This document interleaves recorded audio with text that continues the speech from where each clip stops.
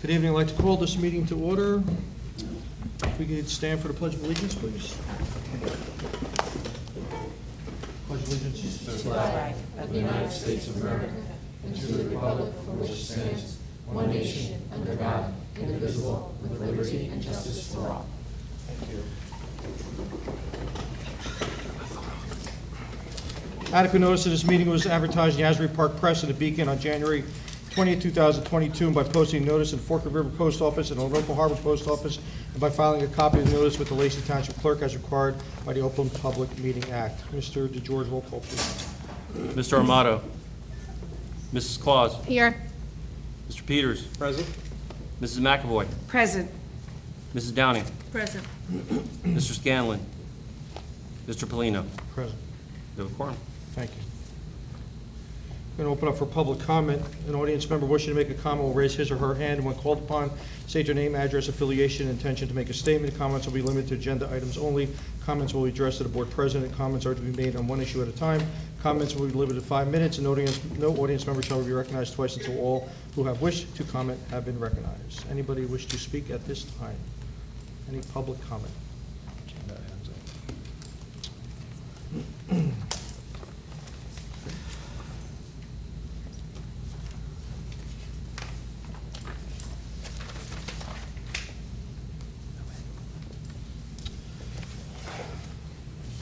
So, do you want to start with your comments? I don't have Do any you have right any? now. Okay. We'll start down that end. Mrs. Claus, do you have anything? About the agenda? Agenda, yeah. Okay. Yeah, I just want to clarify something from last month. We had someone that said we spent $200,000 on an awning. That's incorrect. It was approximately, Mr. DeGeorge, $30,000? 39. $39,000. So I just wanted to clarify that. I know it's been going around on social media, so that's the real number. Thank you. Yeah, thanks for doing that. Thank you. Mr. Peters? No. Nothing? Thank you. Mrs. Downing, you have anything? No, I'm good. Thank you. Mrs. McAvoy? Not at this time. Okay, I have nothing.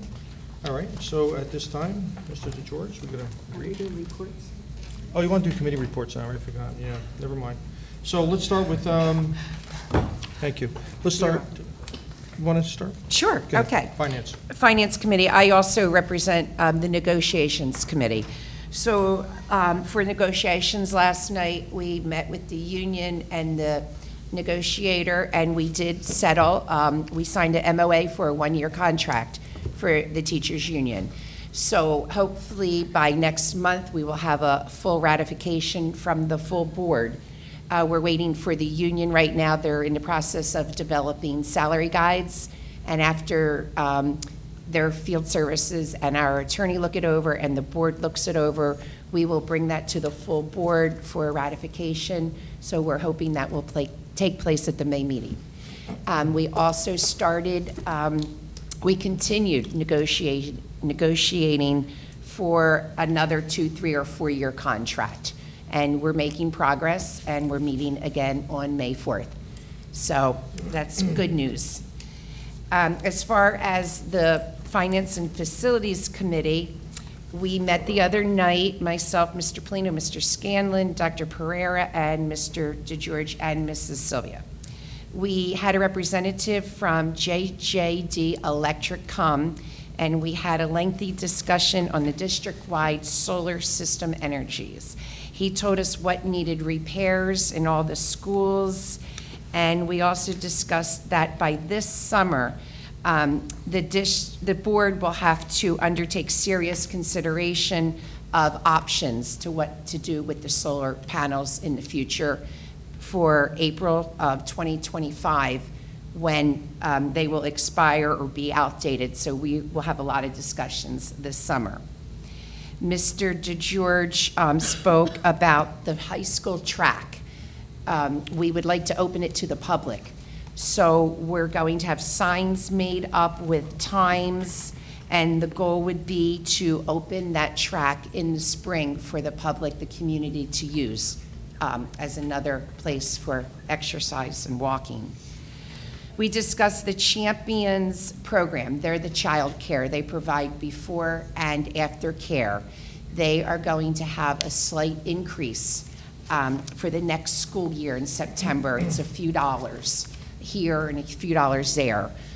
So the board approved it because we do need that, and it is saving us money, not running it ourselves, and they do pay us to run it, so it's revenue for us. We discussed it. It will get approved tonight as a resolution. Thank you. We also talked about the tentative budget. The budget is still being worked on. Every day the budget's being worked on. Things come and things go out, and up until May 5th, it will be in progress. The county superintendent did approve our tentative budget, and on May 5th, right here, we will have the hearing at 6 o'clock to approve the budget, if anyone's interested in coming. Mrs. Sylvia discussed the food service department. Tonight on the agenda, we will be hiring a new food service manager if he gets approved, board approved, and we're very excited about it and to see what things that he will be able to do. We discussed that our food service department is, a lot of people are leaving because of the pay rate. And they're leaving and they're going to become paras and other employees. So we want to keep our food service employees. So since we're operating in the black right now, we have a profit right now, which is wonderful. We will have a resolution tonight to give the food service workers more money, which is desperately needed. We talked about the junior ROTC program. We've been trying for many years to get this. We had a lieutenant colonel come on May 29th, and he walked the facilities with Dr. Pereira and other administrators. He loved our district. And right now, in order for us to become a school with an ROTC, it's very expensive. So right now, we're looking for ways to fund it. But with the recent S2 cuts, we're not sure. So it's going to be an ongoing discussion. It would, if it happened, it wouldn't take place till spring of next year. So what it would be is we would be hiring 2 retired military, Air Force military people. They would come in and be employees. They would have an office here. The courses that they would have are phenomenal, but right now it's a budget item. So we're trying, we really want the program, and we think it would be a great way to bring in revenue because students from other schools would be able to come in and pay us, and become an ROTC candidate, which is wonderful. And what else? Oh, we talked about the Twilight program. And right now, there's a need to have the Twilight program here at the school, and there'll be a resolution tonight for the board approval. The Twilight educational program is for at-risk students for the remainder of this year. The at-risk students cannot attend school on a regularly structured day due to long-term suspensions or other educational needs that prevent the student from attending school during the regular school hours. The goal of the program will be to meet the needs of these non-traditional students in order to alleviate the effects of a long-term suspension or disaffection with school. So that'll be on a resolution tonight, and right now we have 4 students that are in need of this program. All right, board members, are there any questions? Yes. Okay, Mr. Peters. Mr. DeGeorge, how much did we spend on refurbishing that track a few years back? Do you recall approximately? It was about probably 5 years ago. We just refurbished that entire track, didn't we? We did, yeah. Let me pull it up. I know I can find it for you. It wasn't cheap, I know that. So if you bear with me. And Mrs. McAvoy, as far as the facility committee and the finance committee, what guidelines are we putting to let the public use our facilities and the track out there? And who's going to be in charge of monitoring that? The custodial staff would be locking it every night when they leave. What are we going to post times that it's Yes. going to be open? So the signs are in the works, and we don't know what the signs are going to say, but they will have hours on it. and the last person leaving at 5 or 6 at night would be closing them. I'm not sure the exact time, but they will be locked. Mr. Peters, I'm sorry, it's $475,000. And that was the cost of the track? Yes. The all of it. resurfacing the track. Yes, everything, including, yep. When was that? That was we awarded the bid June of 2019. We discussed that other high schools have theirs open for people to walk and use the track, and we discussed also that it is the community, the taxpayers, that do pay for it. So that was the thought of letting the community use it. But my question is, do the other high schools have a Gilly Park and a Hebrew Park within a quarter-mile distance they can use for walking that's marked out with gym equipment and whatnot, and shade? We have no bathroom facilities, and they do. That's a concern there. Now we're gonna have, what are we gonna do about the public wanting to use the restroom? I believe we have porta johns down by the field, but I don't know if they're still there. I'm sorry? Yeah. Bring their dogs to walk your track and, Right. you know, if they poop, Right. they eat. Don't pick up. I mean, you know, people just, I'd just like to have some more discussion about that, rather than vote on that tonight. I don't know about how the other board members feel about it. I think it's good we're letting the public use we let the boys' basketball and this and that use our facilities and whatnot, but we have a custodian watching those people when they're here, I believe, for some type of supervision. I just have a feeling and a scare that we spent almost $500,000 a few years back to resurface the track, and those gates are open. It just takes one kid to buzz in on a motorcycle. Hey, man, let's do a donut on the football field, or let's do this, or let's do that. Right, it's, your Yeah. point is well taken, and there's nothing to vote on tonight, and there should be more board discussion. It's, I think, the direction that the committee's moving in, but certainly there's gonna be board discussion, because it would have to come up for a vote No. anyway. It You know, it couldn't be It's just not on decided by. tonight. Okay. Yeah, absolutely, no, we Nothing to never vote happened. All right. I'm sorry? Nothing to vote on. Lacey has, No, not at all, Okay. not at But all. Lacey Twilight? has, I'm sorry, Skip, finish Go ahead. up, sorry. I was gonna say, Lacey has a high runners community. All right, there's a lot of runners in Lacey, and they're running on the streets. And some of these runners are very serious about running. And running in Gilly Park or Hebrew Park is not a good surface to run on. The trail, yeah, it's got some gravel on it, so it's not a bad surface to run on. But some of these people who train seriously, they're not gonna take their dog to the track. They're gonna take care of it, they're gonna run, and they're gonna leave. And if they have to use the restroom, they'll use the porta johns, because they're used to using porta johns. And another thing I've learned, being a part of the run community, is people have no problem using the porta johns. And they run and they leave. They don't hang out, they run and they leave. So I think opening it up to the public, one, being that the public paid for it, two, I think it's good. I think it's really good. We talked about public relations last week. I think this is a good reach out to public relations and saying, hey, you pay for the school, use the school. And as far as basketball and all the other things that are concerned, those organizations pay for the use. It's not just given to them. They pay for the use. So nothing's given them for free here. So what would it cost? I bet you a run community would love to have a volunteer there during the hours that the track is open, to just sit there and make sure that no one defaces and no one ruins something that we paid a lot of money for. I know from one, I certainly wouldn't mind volunteering and sitting there.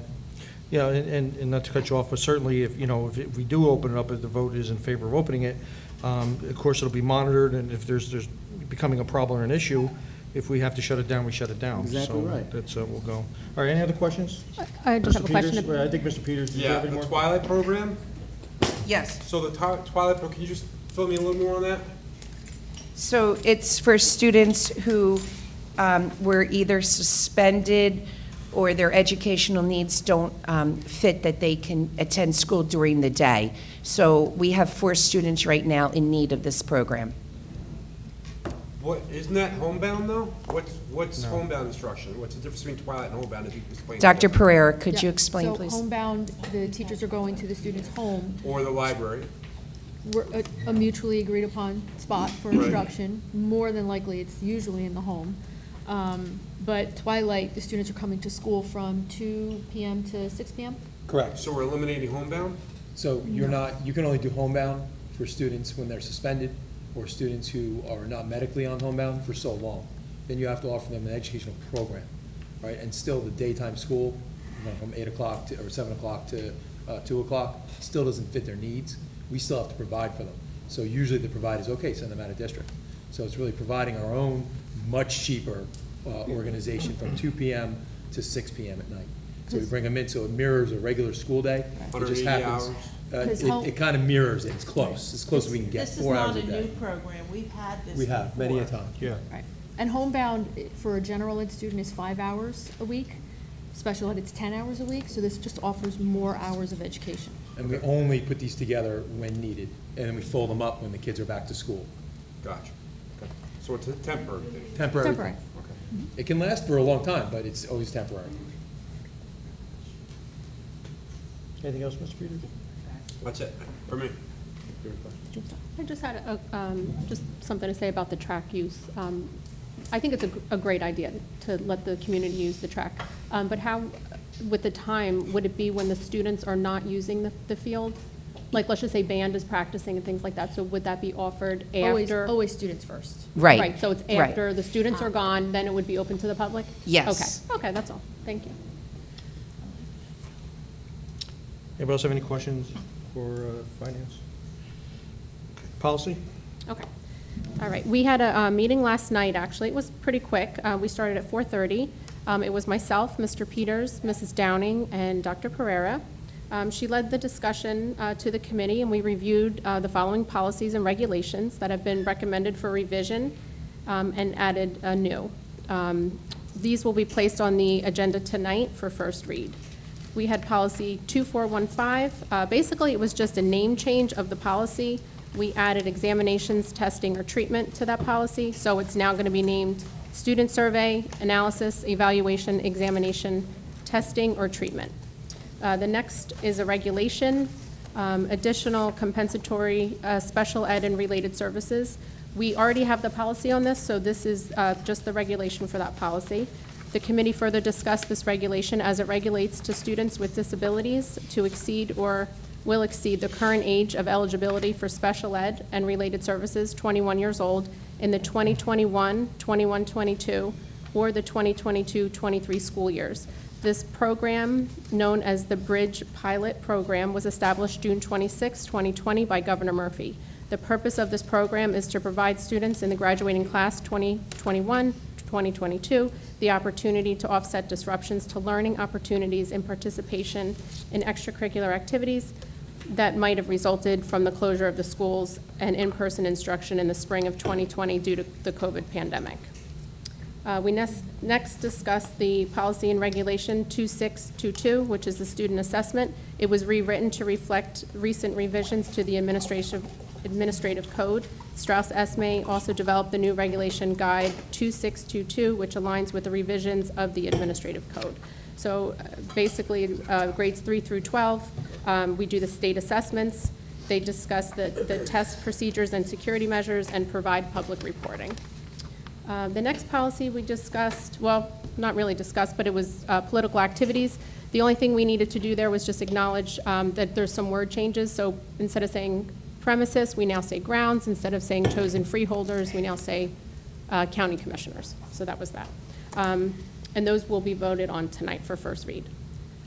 We then had discussion on 3 other policies. One was the eligibility of resident and non-resident students. The committee discussed policy 511 and made suggestions, 5111, and made suggestions for revisions related to this section of private tuition students to clarify and refine language. Additionally, the committee discussed adding language that we would provide a discount for students who attend the private tuition student and commit to enrolling in the Ocean County Academy. So we talked about that at the last meeting on the 6th, just to try to generate some revenue. So we're hoping you guys agree and we can approve that. Not this meeting, just for discussion. We also discussed board member use of social networks. It was a brief discussion, but we still have more questions, so we're going to be calling our attorney and also school boards just to get their opinion, just to see, just make sure we're doing everything online. Okay, so, and the last one was use of school facilities. We did read the policy, and we just felt there was no need to change anything in the policy. So we're just, that was policy 7510. Dr. Pereira also gave us a list of the extracurricular activities that we offer at our schools. It's pretty impressive, the amount of students that participate. Cedar Creek has 11, Forked River has 11, Lenoka has 12. Mill Pond has 18, middle school has 9, and the high school has 24. And some of these have, like National Honor Society, there's 100 students. In Mill Pond, the Technology Club has 100 students. I mean, it's amazing that all the students are participating. And from what I understand, we're going to be keeping all these clubs, and we're not taking them out of the budget. So we appreciate that. And that's all I have. Any questions? Policy? Okay, seeing Okay. none. Mrs. Downing, Now, curriculum? the curriculum is meeting after the meeting? Right, Because yeah. you guys had so much going on. Right, that yeah, We okay. postponed it till after. Yep. Thank you, that's right. Okay, at this point, Mr. George? Motion to adjourn into executive session. Whereas the New Jersey Open Public Meetings Act, NJSA 10:4, is designed to ensure that decision-making government bodies in the state conduct their business in public, except in specific circumstances where exclusion of the public is needed in order to protect the privacy of individuals, the safety of the public, or the effectiveness of government in such areas as negotiations or investigations. And whereas in such circumstances, a closed or executive session may be held without public notice or during the course of a public meeting, provided that the subject matter of the executive session is covered by the law.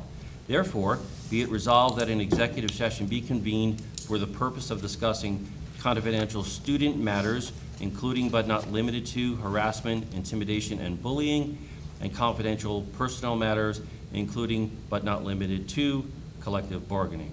The subject matter of these discussions will be disclosed to the public when the reason for confidentiality subsides.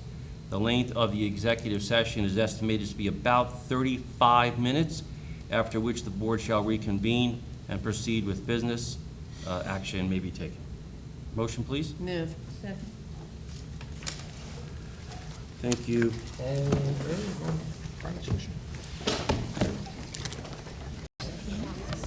Okay, we're going to reconvene. So at this time, we're going to go to our student representatives. Whoever wants to go first down there. Alexis Mason. Good evening. The freshman class is currently had their fundraiser at Chipotle, and they raised $258. The sophomore class is currently working on a sweatshirt and t-shirt fundraiser, and they are also selling lawn signs for spring sports. And you can keep a lookout in your email for graduation lawn sign details. That will be starting soon. The junior class is currently preparing for the junior prom on May 6th, and they are also working on planning the Kiss a Senior Goodbye fundraiser and the Powder Puff game. The senior class is preparing for the senior prom on June 15th and is currently running the senior raffle. SGA is working on coordinating the Battle of the Classes during the week of May 23rd through 27th. And the next SGA meeting is Monday, May 2nd at 1:45 p.m. in the lecture hall. We'd now like to invite Nora Vallis down to the podium.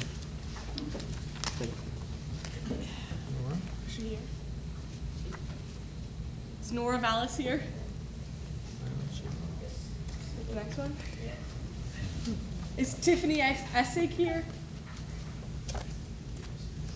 All right, I guess that's all we have.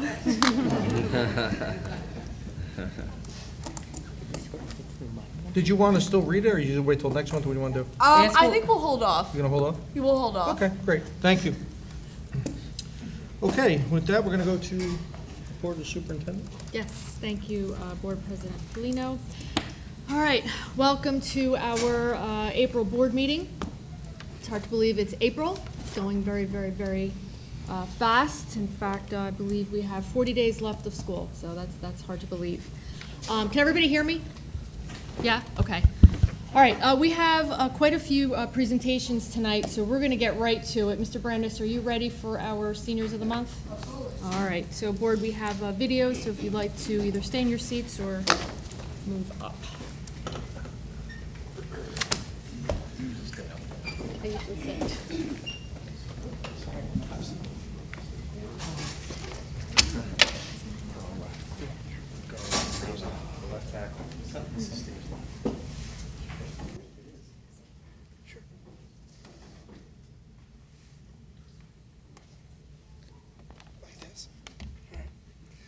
Good evening, everyone. Again, always, this is one of the best parts of being a principal of the high school is to be able to share all the accomplishments of our students and our staff. We're going to celebrate this month's Seniors of the Month. I'd first like to congratulate Sarah Zimmerman and her family on being named Senior of the Month. I believe she is on her way back right now from a varsity softball game, so she's not able to join us currently. She was hoping to make it. But at this time, we'll watch a video of her accomplishments. Congratulations to Sarah. Good afternoon. I'm Greg Brandis, principal of Lacey Township High School, and we're here celebrating Students of the Month. I'd first like to congratulate Sarah Zimmerman for being named April's Senior of the Month. Congratulations. I'm Sarah Zimmerman, and I'm proud to be Senior of the Month for April at Lacey Township High School. Congratulations on being April Senior of the Month. Congratulations, Sarah Zimmerman, on receiving Student of the Month. There are multiple reasons why you were chosen for this accolade. Some of those include NHS, where you have multiple hours that you are dedicated towards your community. Some of these include basketball camps, where you were also captain of the basketball squad this year, along with being captain of the softball team. All of these reasons have brought you forward to be the NJSIAA Scholar Athlete, which is only given out to one student athlete. Congratulations and well deserved. Some of my favorite memories at high school would definitely be going to the football games, battle of the classes, and just playing sports in general for all of the teams. So many things that I could say to describe Sarah, but if I had to in one word, it would just be competitive. And, Sarah works hard in everything that she does, and she wants to be the best at it. I'm a part of the Lacey varsity volleyball, varsity basketball, and varsity softball teams. I'd like to commend you on what great character you have. You are always a team player. You always look to put other people first. Outside of school, my favorite thing to do is play softball. I play for a travel team from South Jersey called the New Jersey Gators, and I play for them year-round. Sarah is a wonderful person, student, and athlete. After high school, I plan to attend a 4-year college, major in engineering, and play Division I softball for that school. We wish you the best in everything you do, and the sky is the limit for you.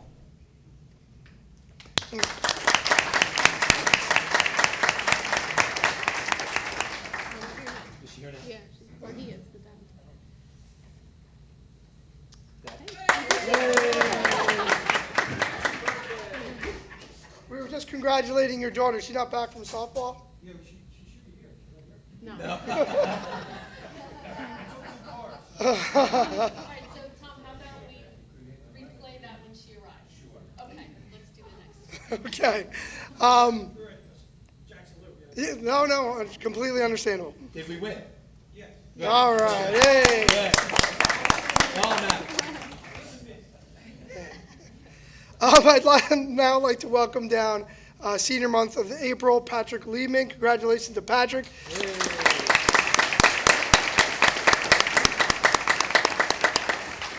Congratulations to his family as well. Thank you. And we are now going to watch a video of Patrick and all his accomplishments. We're back celebrating Seniors of the Month for April. I'd now like to congratulate Patrick Liebman. Congratulations, Patrick. And at this time, we're going to watch a video of his accomplishments. I'm Patrick Liebman, and I'm proud to be named April Senior of the Month at Lacey Township High School. Patrick, congratulations on winning April 2022 Senior of the Month. It is well deserved. So Patrick, I've had you as a student for 5 years, including when you were in middle school as an 8th grader. I've had you in marching band, jazz band, concert band, and in other ensembles that we've had throughout the years you've been here. And I could tell you, you're probably one of the most dedicated people that I've had in the groups. And I can't think of anybody who is more deserving of this honor than you right now. One of my favorite memories from LGHS was being selected last year to attend Jersey Boys State by the American Legion.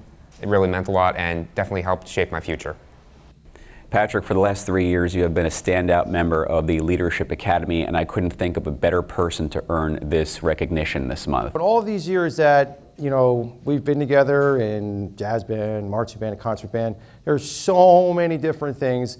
One thing is just always looking over and seeing a smile on your face, seeing you laughing. After high school, I plan on attending King's College in Pennsylvania and majoring in history and English.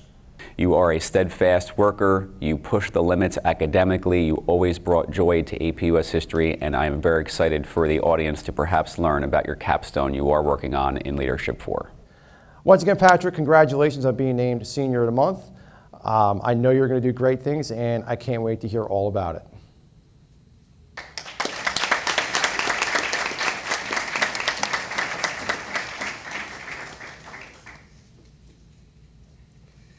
Congratulations to Patrick, and we're now I'm going to ask Sarah Zimmerman, our April Senior of the Month, to come join me at the podium, so we'll be able to watch her video and her accomplishments again. Congratulations, Sarah, and congratulations to Mom and Dad. Congratulations. We also heard, most importantly, that Jackson, we beat Jackson, correct? All right, good job. Good afternoon. I'm Greg Brandis, principal of Lacey Township High School, and we're here celebrating Students of the Month. I'd first like to congratulate Sarah Zimmerman for being named April's Senior of the Month. Congratulations.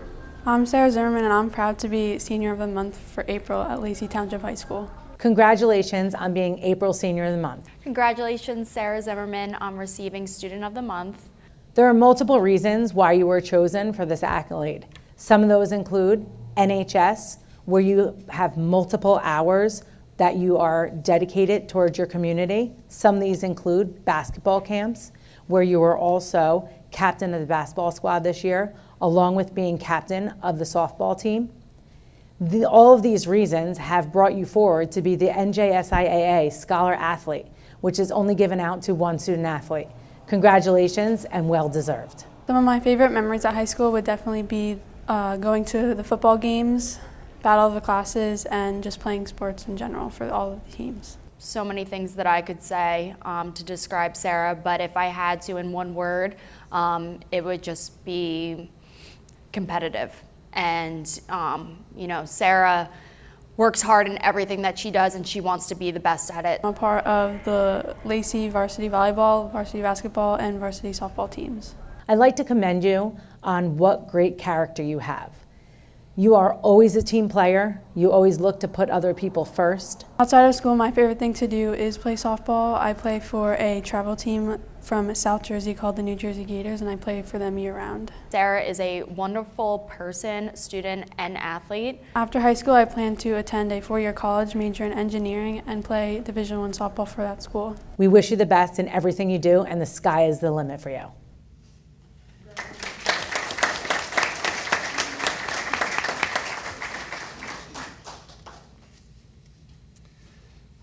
And finally, the long-awaited and well-deserved,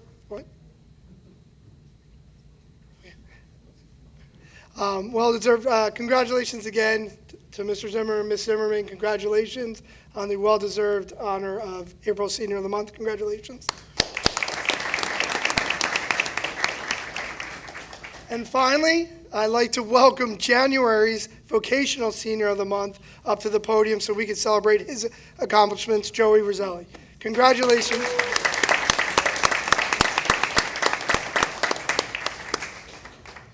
Congratulations to Joey and his family as well. Congratulations.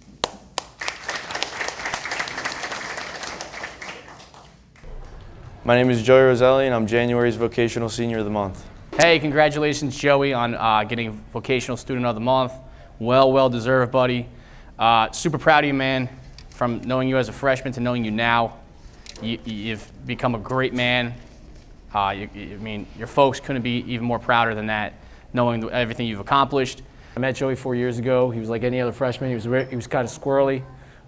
He got into a little bit of trouble, but he was overall a really nice kid, and he matured over the last 4 years. Today, it's a completely different kid. He is intelligent. He's respectful. He's caring of others.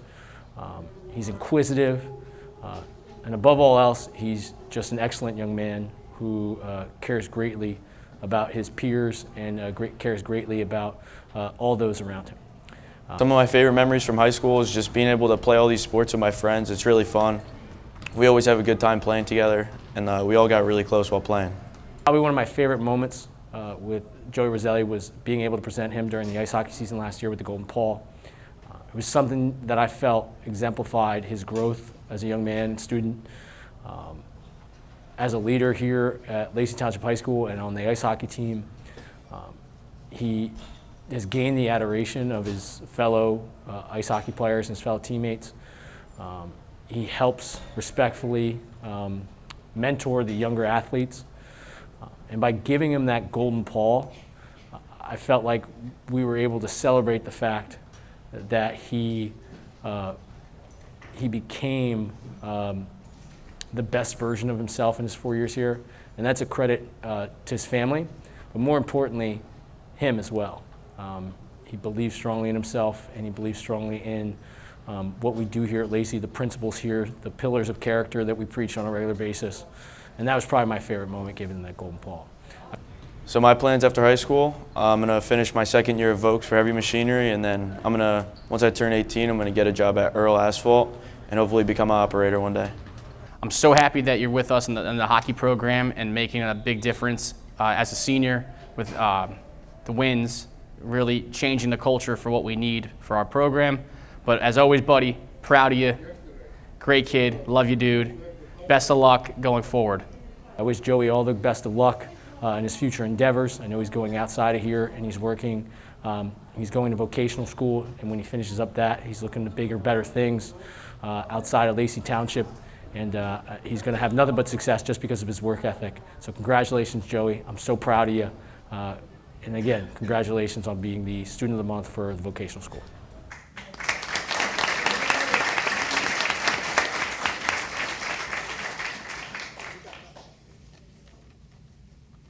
Congratulations to all the seniors of the month, along with Joey and his family. Congratulations again.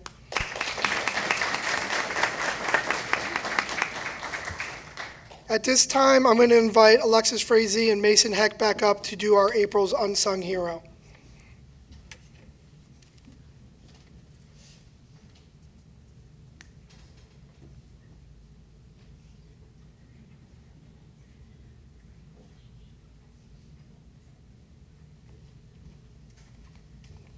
I'd now like to invite Tiffany Essig down to the platform.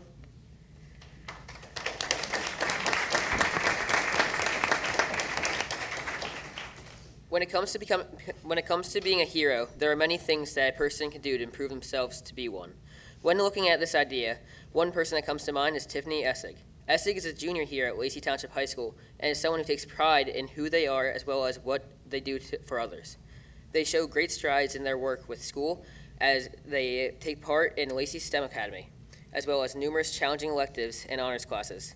Looking at the work that Essig puts into school is extremely impressive to others, and they have absolutely earned the honor to be named April's Unsung Hero. With constant work in STEM, building and understanding new topics while participating in AP Physics and clubs such as Art Club, Essig works so hard for all their achievements in school.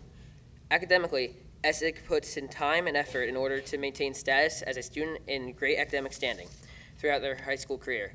Beyond academics, Essig also shows ambition and talent in the art and engineering fields as well.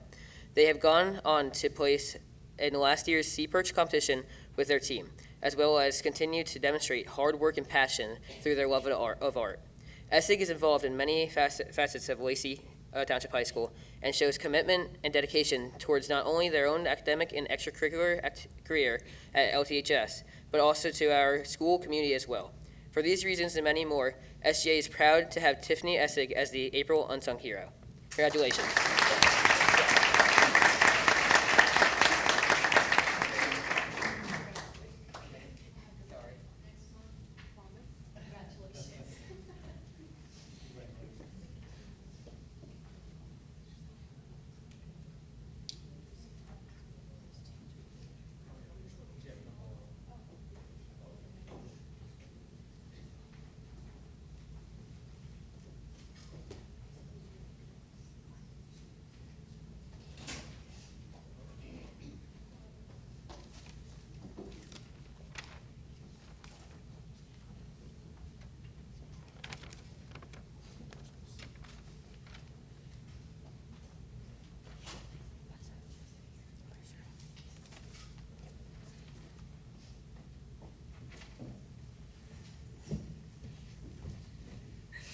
We now have our February Unsung Hero, Nora Vallis, here with us tonight.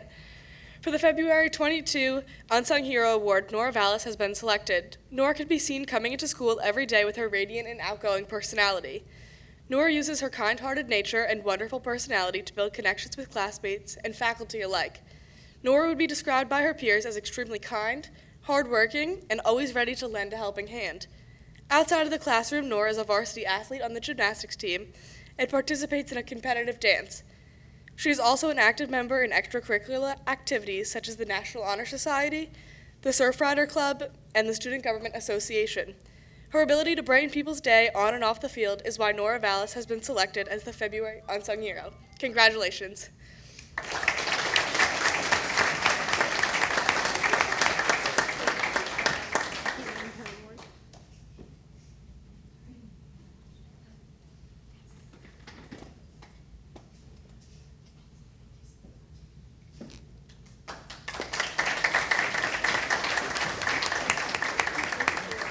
All right, so we want to recognize Nora's parents as she exits. Do a wave. Thank you for sharing Nora with us, and thanks for coming. All right. And Tiffany and her parents as well. Round of applause to you. And we'll make sure we get you that plaque. All right. And one more round of applause for our seniors of the month. All right, and like I say every month, behind every successful student is an amazing teacher who helped he or her get there. So we have some staff members of the month that we're going to recognize, and the first one is Ray Kramer, who is a middle school English teacher. So Ray, in the month that you were recognized, we read something about you. We played your video, but we're going to play it again. So, Mr. Lytle? Here we are at Lacey Township Middle School. We're getting ready to celebrate another staff member of the month. It's Mr. Kramer this month. He was nominated by Mrs. Kirk. We're going to go and surprise him right now. Come on. Excuse me, Mr. Kramer. Yes, sir. You have an announcement. Oh, boy. Pause the music. The saddest part of the movie. All right, everyone. I have an announcement to make. The saddest part of the Each month, the district chooses a staff member to recognize and honor as being selected as a staff member of the month for the entire district. This month's winner is Mr. Kramer.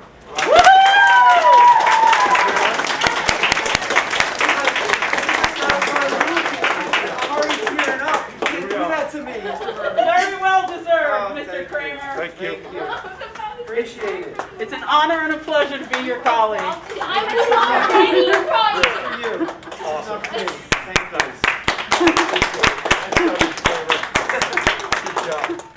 Ray, congratulations on being selected as a staff member of the month. It's absolutely well deserved. I'm so impressed by you. You bring such enthusiasm. You make your classes so engrossing for all of your students. You incorporate technology, and you really lift up our whole department. I can't say enough wonderful things about you as a colleague, and I'm so thrilled to also have you as a friend. Congratulations, Ray.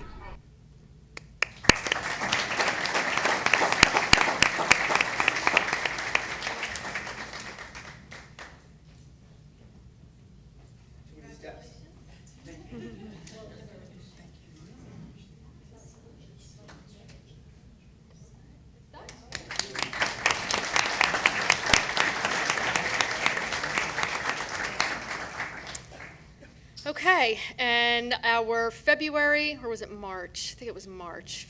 March staff member of the month was Emily Leary, who is on our child study team. She couldn't be with us last month, but she's here this month, and we have her video to play as well.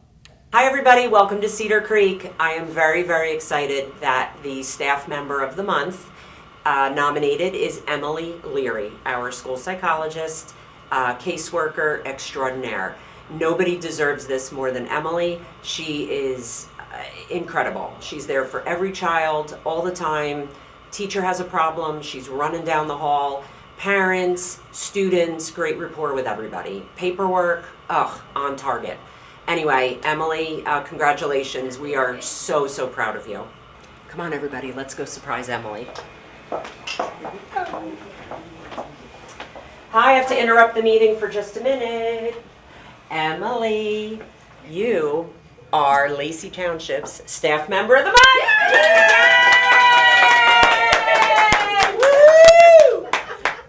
Hi, we're very proud of Emily Leary for getting Staff Member of the Month. She was nominated for her high energy, that she's always working so greatly with our special needs students.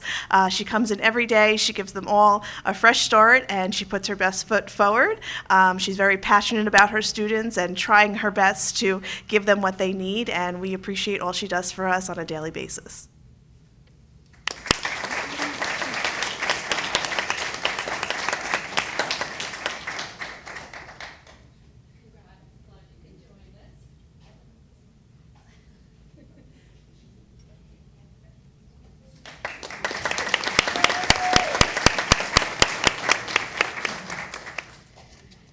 Okay, and so we arrive in April, and so I have not had an opportunity to read a little bit about our next two staff members of the month. So the first one might be a little awkward, but our very own Tom Lytle. So round of applause, very, very well deserved. You have to play your own video. But hold on. Okay, so hold on a second. So Mr. Lytle was nominated by Jeremy Merriman, and this is what he had to say about Mr. Lytle. Mr. Lytle is often an unsung hero that comes through in clutch situations and helps to make sense of technology for administration, students, and staff.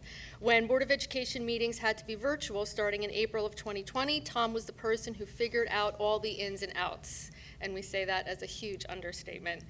Tom was also able to figure out a switch to a hybrid model when that became necessary to run the meetings. Throughout the pandemic, Tom was an integral part of the implementation of technology for students.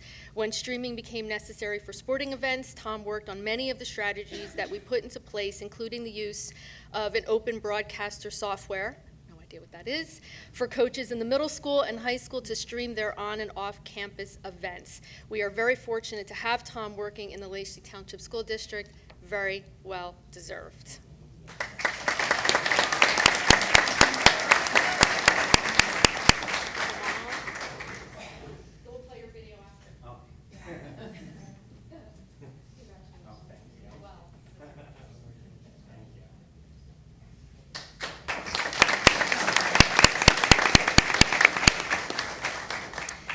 Okay, and our second staff member of the month is Elaine Rivera, who is a paraprofessional at the high school. She was nominated by Michelle Bayer and Doreen O'Sullivan, and this is what they had to say about Mrs. Rivera.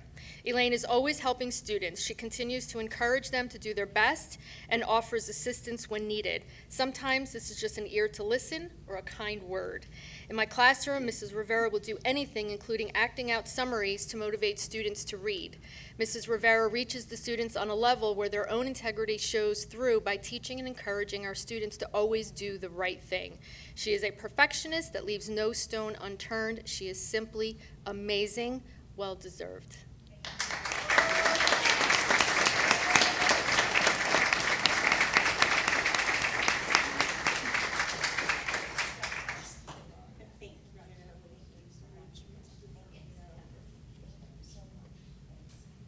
All right.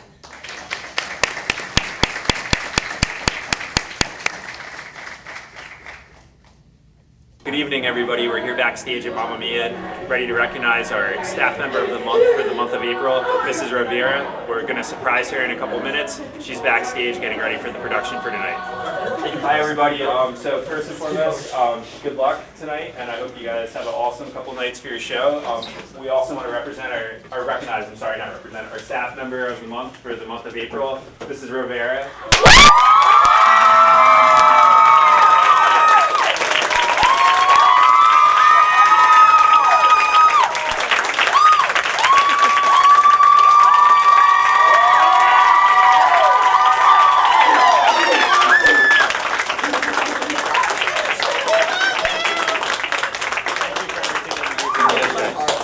Mrs. Rivera, we want to thank you from the cast and crew. Thank you so much for everything for the past 5 years that we've worked together. Thank you so You much. make every show, you and your husband make every show so special. Everything is down to the detail. Your efforts is truly appreciated, and we just love you. So congratulations, Mrs. Rivera. Thank you so much.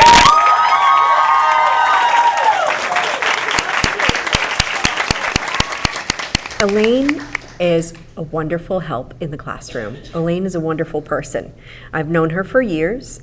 She is always there, consistent, reliable, willing to work with the students and get in there and do whatever is asked. No task too big for her. And she's cheerful. She has an interesting perspective to bring into the classroom. She relates well with our students. And I just find that she's someone that you can always count on. She does so much for this school. Countless hours spent on the play, countless hours spent on helping our students, and it's wonderful to see her recognized for everything that she does for us. So what can I say about Mrs. Rivera? She is just a phenomenal person all the way around.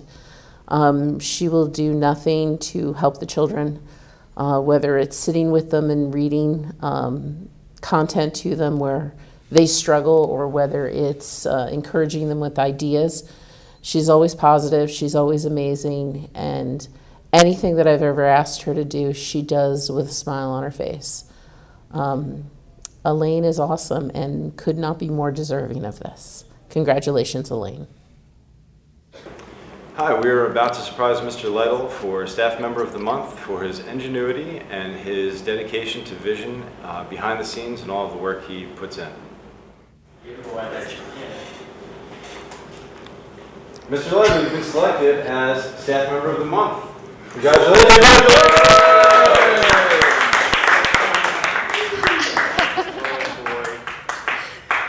I'm supposed to stay in the back, not in the front.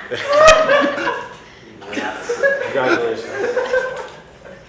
Thank you.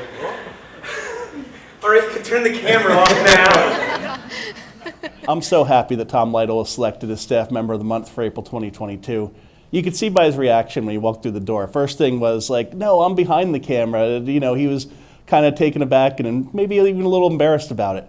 You know, and that's such a great quality in Tom, that he just really works behind the scenes. He's a great team player, and he comes up with so many different innovations and ideas just on a daily basis. Sometimes we'll be working on a project together. He'll come up with something that we may not use for another month or two, you know, but it's in the back of our minds, you know, and he really is always thinking, the wheels are always turning, and he's just such an important member of this school district. So happy that he got selected Staff Member of the Month.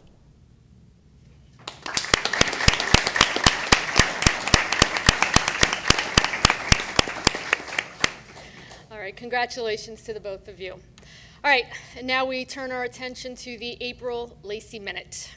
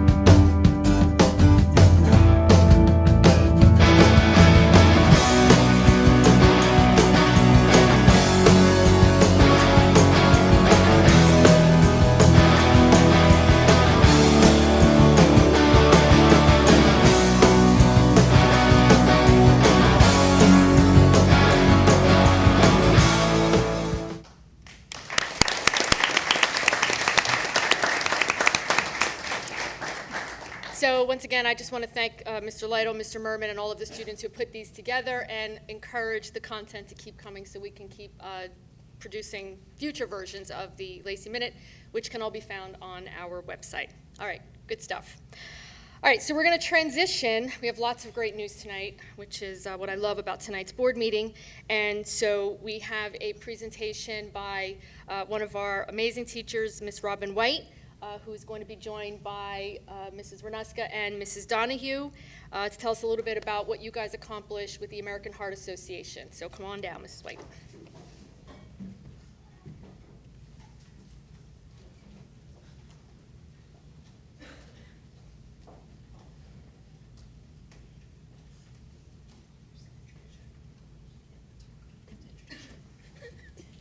Good evening. Thank you, Dr. Clark. Welcome, everyone, Board of Education, everybody who's here tonight, all our parents, staff members. I just want to introduce Robin. I'm going to let her take all the credit here. She has been amazing at Cedar Creek School with our physical education and health department.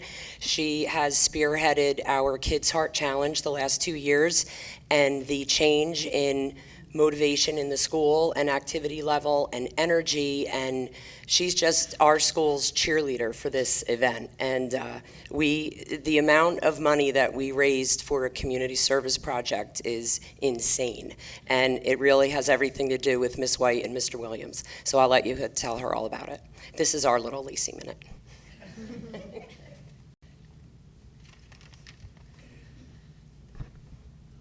Vertically challenged. Sorry, I have to bend down a little bit. Good evening, everyone. As Mrs. Renuska said, I'm Robin White. I recently came down to Cedar Creek School from the high school after 22 years, and my life has been forever changed since I came down. Down the street. Down a few grades.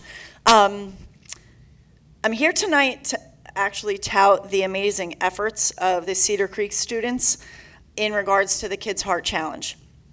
For those of you who, sorry, and I'm going to read a little bit. For those of you who don't know what this is, the Kids Heart Challenge through the American Heart Association is a wellness challenge that is aimed at educating children on the warning signs of heart disease and stroke, teaching them healthy habits such as drinking water, eating healthy, and exercising, and fundraising to forward research, education, and advocacy efforts to fight heart disease, stroke, and heart defects in both children and adults. The basic definition is it's kids helping kids, which is absolutely amazing. The students are able to earn a lot of different, as they call them, thank you gifts. They're able to earn bracelets just for signing up and becoming part of Team Cedar Creek. They earn thank you gifts for their fundraising efforts, like little keychains and things like that, for their fundraising efforts, depending on how much they're able to fundraise. And they can choose to either sign up and do health challenges or fundraise or both. They have their choice. They also have a chance. This year we had an incentive, and it's called Pie Day, where they get a chance to win a spot to pie Mrs. Renuska, Mrs. Donahue, our guidance counselor, Mrs. Pravada, all the classroom teachers, and Mr. Will and myself. I've already bought myself a shower cap so that my hair doesn't get messed up. Okay. That Pie Day, actually, that celebration will be taking place on May 27th. It's a Friday. It's the last Friday before Memorial Day weekend. It's going to be out on our recess field. It's going to be amazing. Our goals for this challenge, the past few years, our goal was $15,000. Last year, we broke the goal, and we raised $16,000 and I think $800, something like that. So our goal this year, again, was $15,000. We also had a goal of signing half of our student body up to take on a challenge, which costs them nothing. There's no fundraising involved. They just sign up and they take a challenge. Half of our students would be 219. They could choose to be active or to be kind, and then they had to do something every day for 30 days. I'm here tonight to tell you that they absolutely crushed it. I could not be prouder of them. We had 277 students sign up to take on the health challenge. As far as the fundraising record, not only did we break the school record, which had been $23,707, but we broke the district record. We raised $31,064.59. So let's give it up. They were amazing.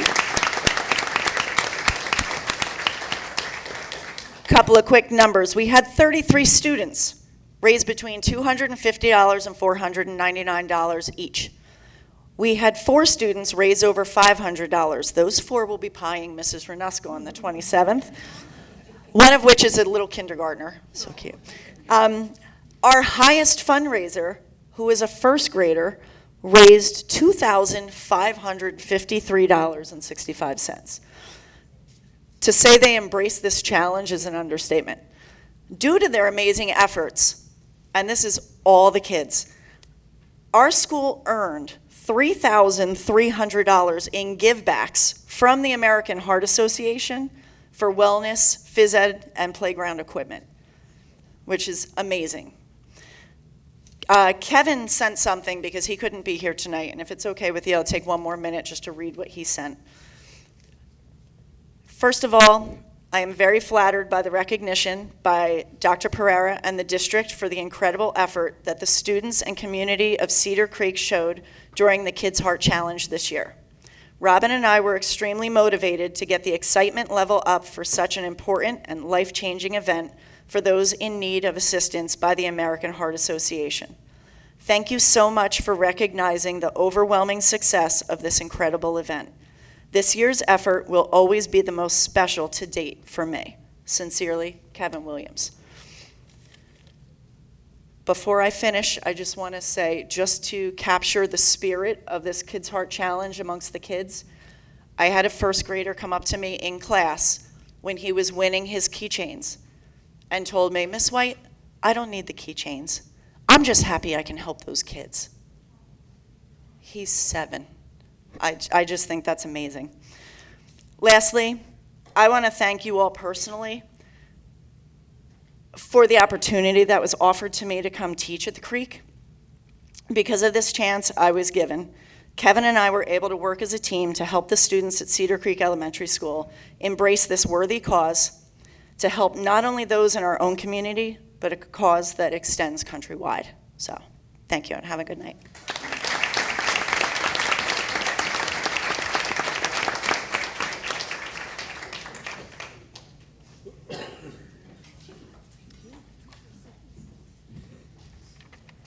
All right, that is fantastic. Great story, lots of money, and I know you're all going to spend it wisely. So congratulations. Another round of applause for Cedar Creek. Okay, we're going to shift gears yet again. Just recently, our school performance reports were released, and even though we've done quite a few student achievement presentations, we just have some points of clarification. I'm going to introduce our Assistant Superintendent for Curriculum and Instruction. Oh, okay, so you're both going to do it. Okay, great. Fantastic. Tim Dowd, District Supervisor, 7 to 12. Just give you students need to go to homework. Thank you. This is not super exciting. Just give you a little bit of a conversation because Dr. Pereira commonly comes to us, and some board members too, actually most board members, like they always want us to tell our story. So Tim Dowd has really demonstrated a lot of data prowess. I'll put it that way. Thank you. And we put something together. It's going to be a little bit different of a presentation than we've done in the past. It's like talking points. So it's a little bit of a conversation. I promised him I wouldn't interrupt him, although I may do that. You're a bit of a captive audience right now. It's interesting. We're of course recording this, so we'll probably post this afterwards. We're really always trying to paint a picture of Lacey. And the only way I can encapsulate what it is, I've been here, and I just said to Mr. Peters here, we've been here a long time. I've been here 19 years. The transformation of what we do and because I'm going to say, because Tim's here, 7 to 12 is so radically different than what it was 19 years ago when I first arrived here. And we're going to capture some of that today. Because everything you read in a school performance report isn't always who we are. And she'll know who I'm referring to. Like, we got to get our word out sometimes. So that's a little bit of that here. It's a little bit of what Tim's discovered. And we're going to talk about some things. It'll be a few minutes. But today when we went over this, it's rather interesting. All right, so the floor is yours as long as I keep my mouth shut. All right. I'm sure he'll give me a look when he wants to jump in. It's so good to see you all. Thanks so much for coming out tonight at this board meeting. You know, looking at the Lacey Minute, I get to sit on the staff appreciation selection meetings. I worked as a high school vice principal for many years here. You know, the Lacey Minute is certainly a thing. We get to see a lot in a Lacey Minute, and there's a lot of pride that everyone has about what goes on here. So when we get our performance report, did anybody go to school when there wasn't an updated portal every day? And you got your report card 4 times a year? And it might have been like well, what's it going to be? I think we did pretty good. Now that I'm an adult, I'll say I think we did pretty well. And so when we get that report and we are pleased with some of the things that we see, and then we see the other things that we want to improve on, it's all the more important because of the pride that we have in everything that we see in this district, day to day, week to week, month to month, and year to year. What I'd like to do is provide an analysis tonight of some of the issues that the school performance report presents to us. And I'd also like to highlight some of the things that the report does not reflect. This is an academic presentation, so that is the basic focus. So we have, the report is kind of generated for 2 different ways. We provide the state information on graduation rate and course enrollment. The state gets information from the College Board, which runs SAT, AP classes, and a bunch of other things. And then also they get information from Pearson. The information they get from Pearson isn't relevant this year because there were no Pearson tests from last year. So we'll start off with AP by the numbers. All over this report, it's sort of interesting because you can't get to another section without these disclaimers. And I'll just highlight one here. And I use this disclaimer of caution with caution to you all. It says the NJDOE recommends using caution when comparing these scores to previous or future years. And that's a caveat, right? And it's something that we take with an appropriate amount of a grain of salt, I suppose, because we always want to be doing well and we always want to be doing better. The reference guide here says that there are 2 different ways that we're going to look at AP participation, specifically course participation. So how many students are enrolled in at least one course, that is an AP course, and how many students take at least one AP exam. So if one student takes multiple exams, they only count once. And I've separated the report on that for our analysis. So to start off, we have 54 students. Individual students, so not counting twice, but counting once, if they took at least one exam, scored a 3 or better. The AP score is divided into 5 categories, 1 through 5. Typically, 3 is sort of like a number where many colleges will accept that grade on that exam for college credit. It all varies by college and university, though. Some colleges take 3s, some colleges take 4s, some colleges take 5. It depends on the university, it depends on the class, it depends on a lot of things. But this is sort of the benchmark. So that means that 46% of students who took at least one exam scored a 3 or better. Expanding this, there were 68 total scores of 3 or better. So that's a student who took multiple exams and did a 3 or better. That's what this number's showing us. And one of the important things that I wanted to give the raw number tonight so that we can kind of see that number and not have anything confused or covered up by percentages or other things. Because one of the things that was my job since we saw this performance report late last week was to recalculate their numbers. How did they get that? That was a guiding question as we went through this performance report. Where did they get that from? Hold on, we think we're better there. Let's figure this out. 38% of all AP exam results resulted in a score of 3 or better. This is interesting to note. 44% of our students who signed up for exams did not end up taking that exam. You have to remember, last year was an odd school year, all right? In the high school, in a reaction to COVID, we had students taking AP exams that went from September to the very end of January and then stopped. And then we had students taking AP classes that started in February and went to May when the AP exams are. So the AP exams are in May and not in June at the end of the term, all right? We chose that schedule for a variety of reasons. We had teachers providing stretch after school, working with these students at all hours, doing a phenomenal job of trying to make sure that they were still up to speed on their exams. So it is a little bit disappointing to see that 44% of our students who signed up for the exams didn't end up taking them for a variety of reasons, especially going through the list. And I'm not putting blame on our students here. I'm just saying circumstantially it's frustrating because I see some names there. I see some super talented kids and some students who may have missed an opportunity to show what they know. It's important to note that last year we had 50 students. These are individual 9th graders who are in AP World History, which, by the way, is a hard course. We have our 9th graders taking this class, 50 of them. Typically, they're students in our Leadership Academy and our STEM Academy, but they don't have to be a part of either of those academies to take this class. We're doing an open enrollment basic approach to AP. And these students did not count toward our performance report because they were in 9th grade. The performance report only looks at 11th and 12th grade students. So here we are giving our students an incredible opportunity, but that doesn't come out in the numbers on the performance report, and I think that that's important to acknowledge. Yes, Mrs. Zielinski. We pioneered this in Ocean County, by the way. So we were one of the first high schools that offered it. Open enrollment to AP, no qualifying exam.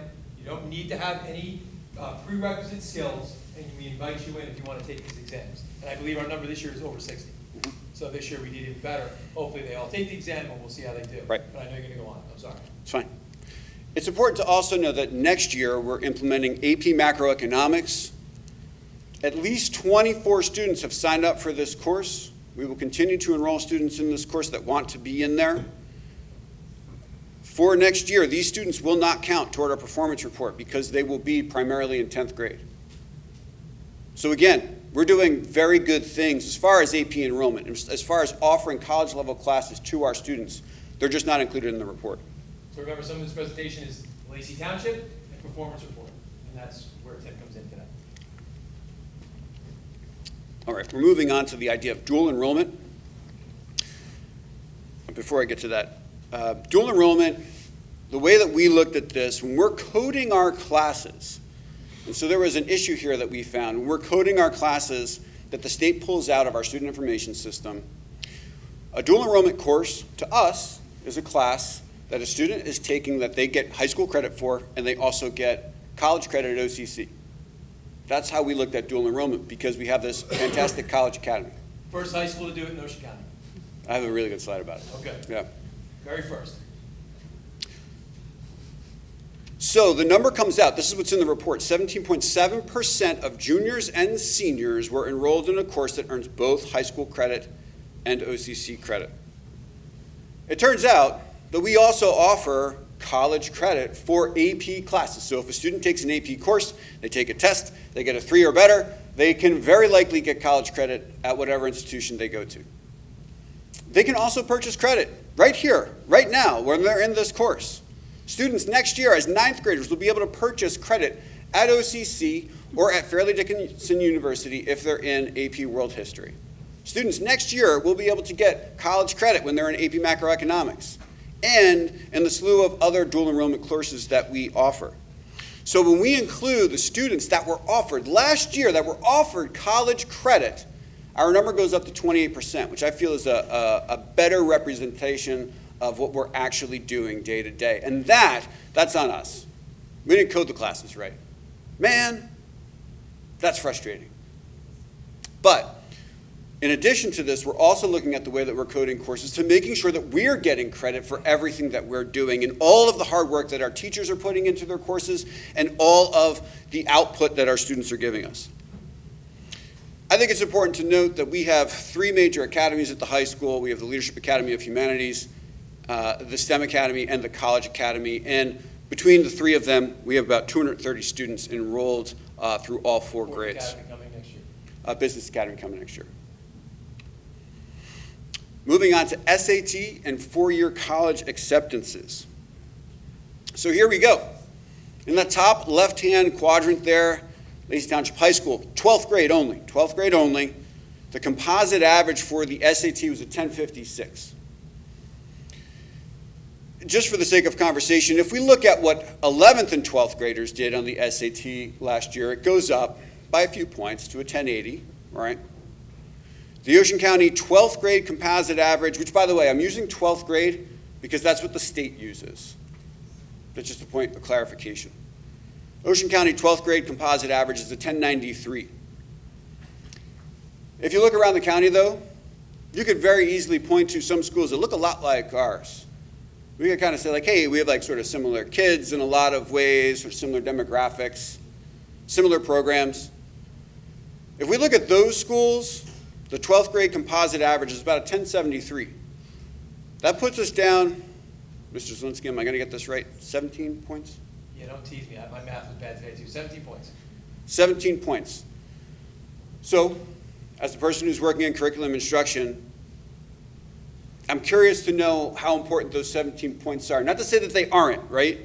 Not to say that they aren't important, but just how important they are. If we do a statistical analysis, this is specifically if you're, keeping score at home. It's called a confidence interval statistical analysis. I basically want to see if there's a statistically significant number there in that difference of 17. Most of Ocean County schools have similar scores. Aside from 2 schools at the top, go ahead and take your best guess, and 2 schools at the bottom, go ahead and take your best guess. We're not one of them. If you take all of the rest of the schools in Ocean County, there is no statistically significant difference in the score. It's important to note. Does that mean that we sort of like, dust our hands off and walk away? Absolutely not. I think it also speaks to the kind of goal that we maybe want to have as a county, but also as a school. Of course we want those scores to go up. But one of the things is to make sure that we kind of have our eye on the prize instead of our eye on a school that's a few miles away for a difference of 10 or 20 points. Because that's really the major difference. This is called a histogram. If you put all the average composite scores of the SAT for 12th graders in Ocean County in here, and I included every school, you can see the schools that are on the left there, that under 900 and 1,000. Those are the 2 schools I mentioned. If you look over there, at 1,200 and 1,300, those are the other 2 schools that I mentioned. You see that big bar in the middle? It's everybody else. And we're right there, right in the middle of them. We want to move over to the right. We want to continue to move over to the right. But it's important to note where we're at right now so that we can get good information and make decisions based on that. I'm coming up to this one. We're coming to this. Yeah. All right. Anybody have any kids or anybody in the room? Go back real quick. Go back. I already blew it. Yeah. Does anybody have a kid who just took the SAT or is going to take the SAT or took the SAT recently? Yeah. You think about, I'm not going to ask you, but think about what their score was, right? What does that score mean? It's a good question. What does the score really mean? So if we look at this, we have a 1073 minus 1056. I was right, 17. Scaled points is equal to 1 correct or incorrect answer on the test. How about that, right? So here's the thing. So my job, Mr. Zielinski, Dr. Pereira asked me, hey, take a look into this. This is just my report back out, because these are the questions that kind of lead down a specific road, right? My point here is, of course, we want to do better, right? But we also have to understand where we are actually. which was always the head scratcher for me as even principal of high school. You look at classes, you go, why are we higher this year? Why are we lower this year? Talk about 1 question difference, 2 questions difference. You see those ups and downs. In histogram, if you go back to the histogram, that was also like a big eye opener there. When you've got Mates and Point Beach on the right, you've got different schools on the left and us in the middle. You know, as a quiz, how many students do we send to Mates? How many? How many? There's 4 grades at Mates. There's 400 kids at Mates. How many kids are Lacey? 10? 10? It's 40 total. 40 total. We put 10 kids in the senior class. That's their SAT scores. To keep them, we train them good. Okay, when they go to no, it's a magnet school. You're not going to stop. It's 2% of the entire county goes to Mates. We have 1 real good magnet school. Well, you can take PA as well. It's also very good. But that 1 magnet school for higher academics. I wanted to include this slide here because these are the numbers by testing day. This includes information from juniors and seniors, all right? So it's a little bit different than the other numbers that we've been looking at, but my gosh, if anybody could find what I was trying to find on the College Board website, please let me know, because I was clicking around for a long time. The point is if you look at the mean total score for every test taking day that we had students taking the test, that was here, that was in other locations, I can find on October 14th, we have a 1038. I can find on April 27th, we have a 1054. Those are the only 2 dates where I see scores that are lower than our average. And 1 score is lower by 2 points on a scaled score, which we've already demonstrated is not statistically significant. By the numbers here, in 2019, 2020, we had 90 12th graders take the SAT. Their composite average was a 1080. This year we had 139 last year, 2020, 2021.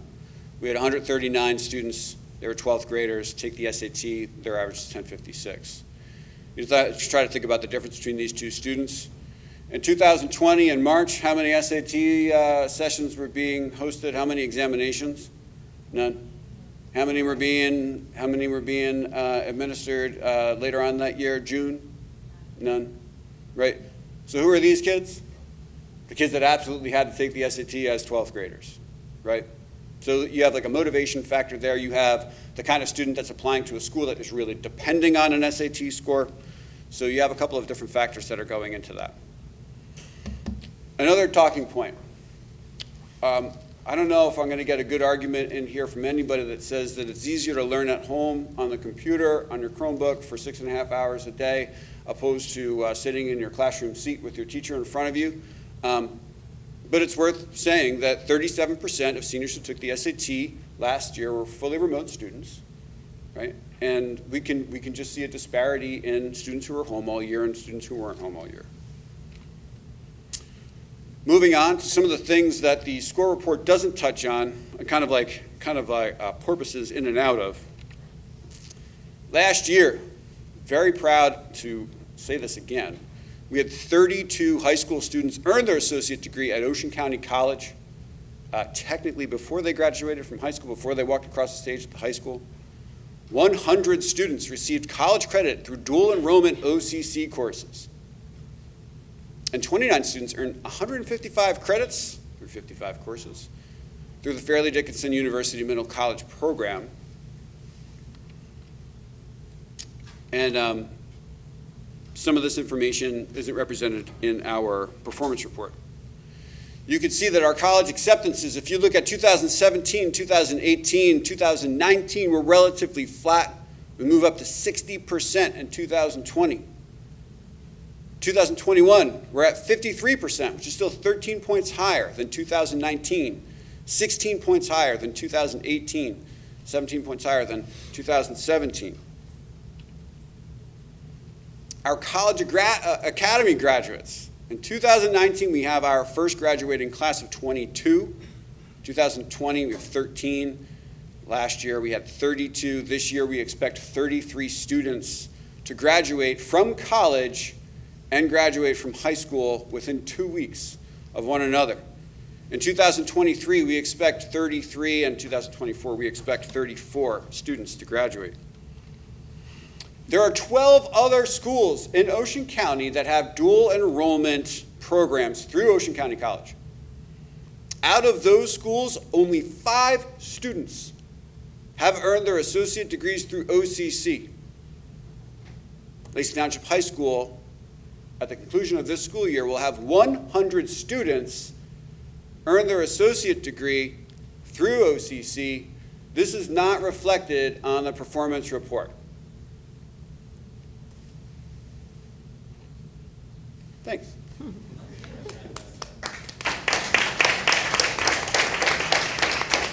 Any questions?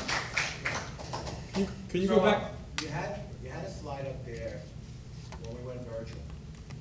The number was 1058. That went down. So that was our, the number went down from the average down to 1058. For SAT scores? 24-point difference.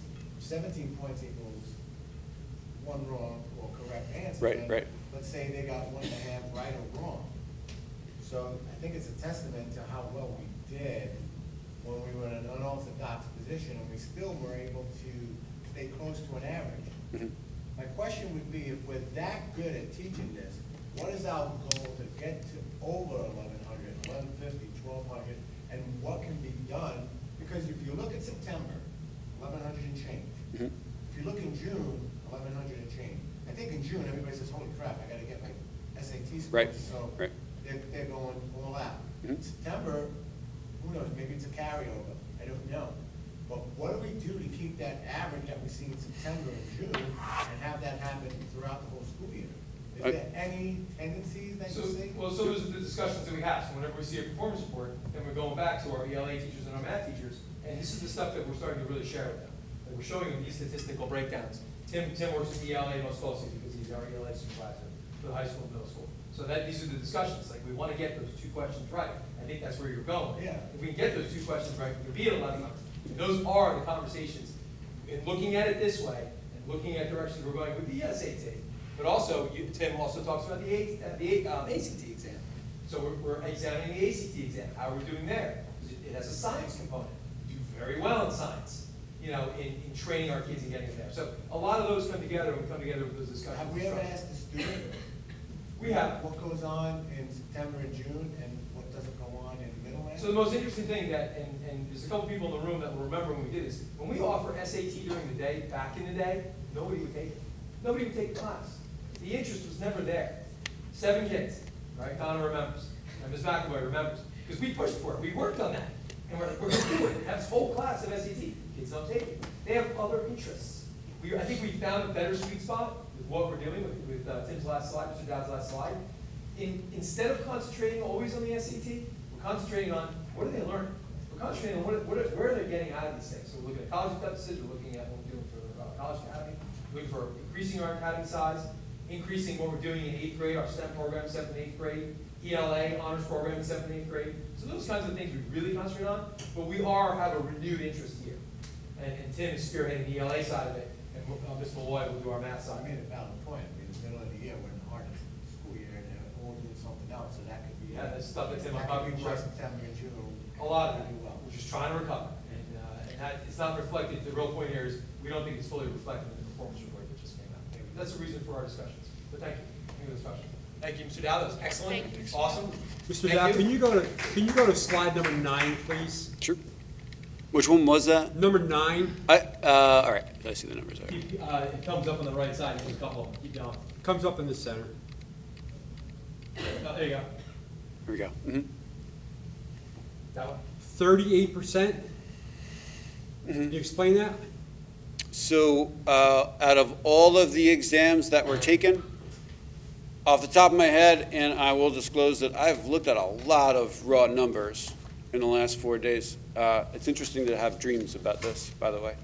I believe there were 177 exams. Total exams, so that's repeated students who took more than one exam, something like that. Some students took 1, some students took 5, you know. I have a question. Yeah. The freshmen that are taking AP now, is this the first year or did we do this last year? We started that, I think this is our 3rd year. Yeah, 3rd or 4th year now. And how are they testing? They're taking the same test as a senior would take? Yes. So how are they performing? What's their average? They're testing 3 or okay. better? How many? do you think? I'm happy to say that we had 2 students get 5s last year, which Great. is pretty remarkable. As freshmen. As freshmen, so I'm gonna maybe give you a little bit more than I really asked for. So we have those 50 students. The spirit of that program for me is to expose them to that program in the idea that they get used to the AP class. They take another AP class their sophomore year now that we've installed that. And then by the time they hit their junior year, when we especially see this in our score report, they kind of hit their stride. It's really hard. If the state requires 15 credits of history, world history for 5 credits, and 10 credits of US history, right? If I had my way of changing that, I'd want them to take a different AP class their freshman year. But we can't do that. We have it as world history, that's what it is. And it makes sense with in the parameters. We have, last year in particular, which again, wonky year, we had 7 students get a 3 or better on that exam. So the thing that we're looking to there, I think, is really participation. I think it's exposure to this kind of content because it's unlike any other course. If a student sits for an AP class and sits for, I'll give you a great example. If a student sits for AP Language and Composition, a junior level AP class for writing particularly, right? And then they sit for OCC 151, it's essentially the equivalent class. They just feel completely different. Even though they're still reading a lot of nonfiction, they're doing similar kind of work. It's a different feel because there's that AP mindset of like, hey, we have to get ready for May. Right. So looking forward to next year with increased course offerings, with better coding, for goodness sakes, and an AB schedule, we can have a relative amount of confidence that our students will be better prepared, all right? I mean, the analogy that I keep on coming back to with the 4x4 schedule, and there's pros and cons of both schedules, the AB schedules and the 4x4. If I want to run a marathon in May, right, I'm not going to stop running at the end of January, you know? Only to go out and like take a jog once a week or something, right? We want our students, to use another sports metaphor, to be, our swim team metaphor, to be shaved and tapered up into those May exams. Who figured out that we were coding it incorrectly? Was that one of, which one? Who do we thank? Well, there were a couple of, so what happens is That's it's good. a very complicated coding mechanism when we do our sked codes for all of our course enrollment codes. So 2 enrollment codes weren't checked. So 2 check boxes weren't checked, both for AP language courses. So they got lost in the shuffle. So over 50 kids did not count for our Last year. AP last Right. year. Okay. Last year. 21 didn't count. Okay. So I called the state. I've already had discussions with them. But that's I've also the called difference state between over dual enrollment 17.7 and the because we're 28. very strict about how we code it. Right. And it appears, I'll say it like this here, it appears there are many schools that are doing it a little differently. So I had 2 phone calls out to the state. They've already responded to me that they're looking into it because we're following the rules. I don't think everybody else is. So Okay. we're looking into that as well. And there's no way to get credit for the OCC classes then? Well, we're gonna change some of our coding and have these discussions. So Okay. there is a possibility. Okay. All right, in next year's performance report. Remember, the performance report dual enrollment is fairly new. So now that we've seen everybody else's results for the rest of the county, I can look at them and go, okay, what are you doing that's making you look like that? Because I know these schools. Right. We have these discussions countywide consistently. So when I get to my next county curriculum meeting, we're gonna have these discussions. How are you coding? Why do you think that's correct? Because the state gives you a rule book, and you feel like you're following the rules, Right. and then it's just like traveling. Yeah, it's just like traveling in the They don't know NBA. what traveling is, but they It's don't a call it. rule. They don't call it. It's a rule, but they don't call it. I'd like to kind of like build on the point that you just made. So Mates, which is like a premier school in the county and the state, right? Not taking anything away from them. Mrs. Zielinski highlighted they have 400 students. Roughly 2% of all high school students in the county go to Mates. 2%, that's it.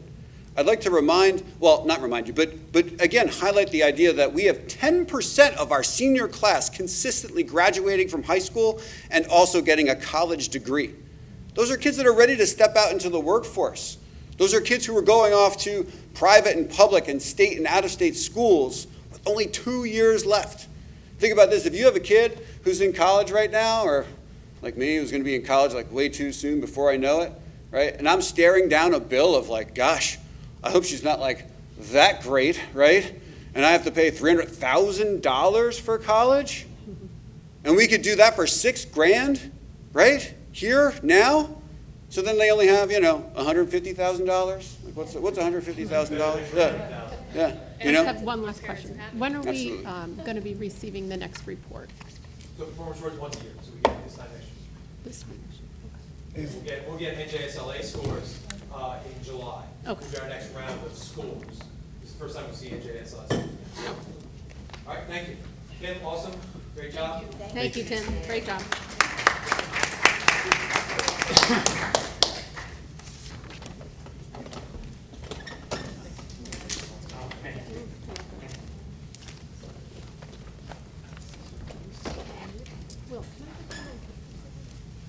Yes. Excellent. After the break, we'll get it. Okay, Mr. Dow, thank you so much. Mr. Zielinski, thank you. Mrs. Claus, to answer your question about how this all came to be, our school performance reports came out, and I brought everybody into the conference room, and I said, let's dive into this data. And right away, our reaction was there has to be something wrong. And we learned a whole lot. So, lately, there have been quite a few people coming to board meetings trying to tell our story, and the story's wrong. And so we have a responsibility to decide what our narrative is going to be, because we are doing amazing things, and we're just not getting credit for it. And Mr. Zielinski, alluded to it, sort of, that, we're honest, and we're transparent, and we're rule followers. I think we all know that by now. And so... In the end, it'll pay dividends. It'll pay Yes. dividends in the end. Yes, but We're doing a good job. when we talk about school performance reports, we're going on the assumption that we're all on the same level playing field, and what we're discovering is that we're not. And that's not fair. And so what we're going to do is we're going to take our school performance reports, we're going to break them down, and we're going to tell the real story. Because we look a whole lot better than those school performance make us out to be. And this is very similar to a conversation we had back in 2012 when I believe it was the Asbury Park Press or the Star Ledger, I can't remember, graded us a D. We all remember the D. And when I did the analysis, we're absolutely not a D. We were B, I believe. It was a middle of the road B. And when I called the Star Ledger, I was told, well, the formula that they used to arrive at that calculation was proprietary. Well, of course it's proprietary, because that doesn't allow us to take the data and try to arrive at the scores that they did. And so from this point forward, when we get these reports, we're going to compare what they're telling us to what we believe the information really is. And so I can't thank you enough. Data is definitely your thing, and you told a very good story, so I thank you for that. So more to come. Okay, just a few more things. I know my report tonight is long, but we have some great news, and we just have to share the good news. So we found out recently that Lacey Township High School has earned the College Board AP Computer Science Female Diversity Award for achieving high female representation in AP Computer Science principles. So schools honored with the AP Computer Science Female Diversity Award are recognized for having expanded girls' access in AP Computer Science courses. So I just sent out a press release. I'm hoping the Asbury Park Press, the Patch, the Star Ledger will run it. We have the information posted on our high school website. We have an award badge, and that press release is on our website too if you care to take a look at it. So that's fantastic news. In addition to that, we just found out that the district was selected to receive a $1,500 grant from the Ocean First Foundation for Camp Invention.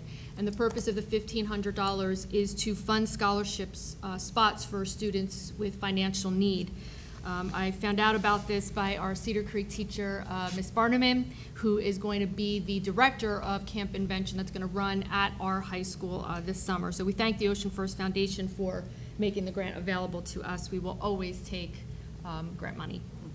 And we will continue to look for ways to get that grant money. We've already seen clips, but I'm going to give another big shout out to Mr. Olander and Mr. Zachar for the amazing Mamma Mia performance. I hope you had the opportunity to see it. The acting, the music, the talent, just incredible. I don't have enough words for it. And the stage set that they created was just out of this world. So a big thank you to Mr. Staub and Mr. Pierce and their talented students for having created the stage that was Mamma Mia, and for the entire production. So big kudos to them. And we're going to try for the May board meeting to have the cast come and do maybe that last number. That was so much fun. We'll be all dancing at our May board meeting. All right, so we're just going to keep going with good news. We also recently just found out that one of our high school students has met the requirements to enter the 2023 National Merit Scholarship Program. Our student, whose name I can't release just yet, is among the 50,000 highest scoring participants out of 1.3 million program entrants, and will be recognized in the fall as either a semifinalist or commended for high performance. And so we will announce that student's name very soon. I'm fairly certain the student doesn't even know. I want to say it so bad, but I can't. Mr. Zielinski won't let me. I wanted to, but he stopped me. But I did want to share that great news. All right, just a few more things. I'm going to ask Mr. Zielinski to start a brief discussion because we're running late here. You guys made a great meeting tonight. To discuss the comprehensive health and phys ed curriculum, which I know has been a topic of discussion of late. And just yesterday, the governor made an additional announcement that has added to the conversation. And so I think that there is misinformation. So Mr. Zielinski is passing some information out that he's going to talk from. And there is going to be a lot more discussion on this topic, I can assure you, because again, we just found out last night some information that changed things, and we will be writing curriculum, not just for this, but curriculum K through 12, all disciplines this summer. So timing is everything, comprehensive health and phys ed. We haven't written it yet, that's the bottom line. So comprehensive health and phys ed, we started, we have a couple meetings that we've done with the county. So what you have in your hands, if you're a non-teaching staff member, you have what curriculum is. All right, how we build it. All right, you've got the iceberg. You've got all the different levels of curriculum and all the different places where curriculum goes. So comprehensive health and phys ed looks like this. It's passed in 2020. If you read the newspaper yesterday, what did the governor say? No one knows? He says we're going to review it. So he's not real thrilled with it. So timing is everything. We haven't written ours yet. Okay, we are very sensitive to what's in the most recent document, 2020 Standards for Health and Physical Education, Comprehensive Health and Phys Ed. All right, we've been listening very closely. The governor basically yesterday put a pause on things. So we do the same thing. We're going to pause. All right, we're going to watch what goes on. We're going to listen what goes on.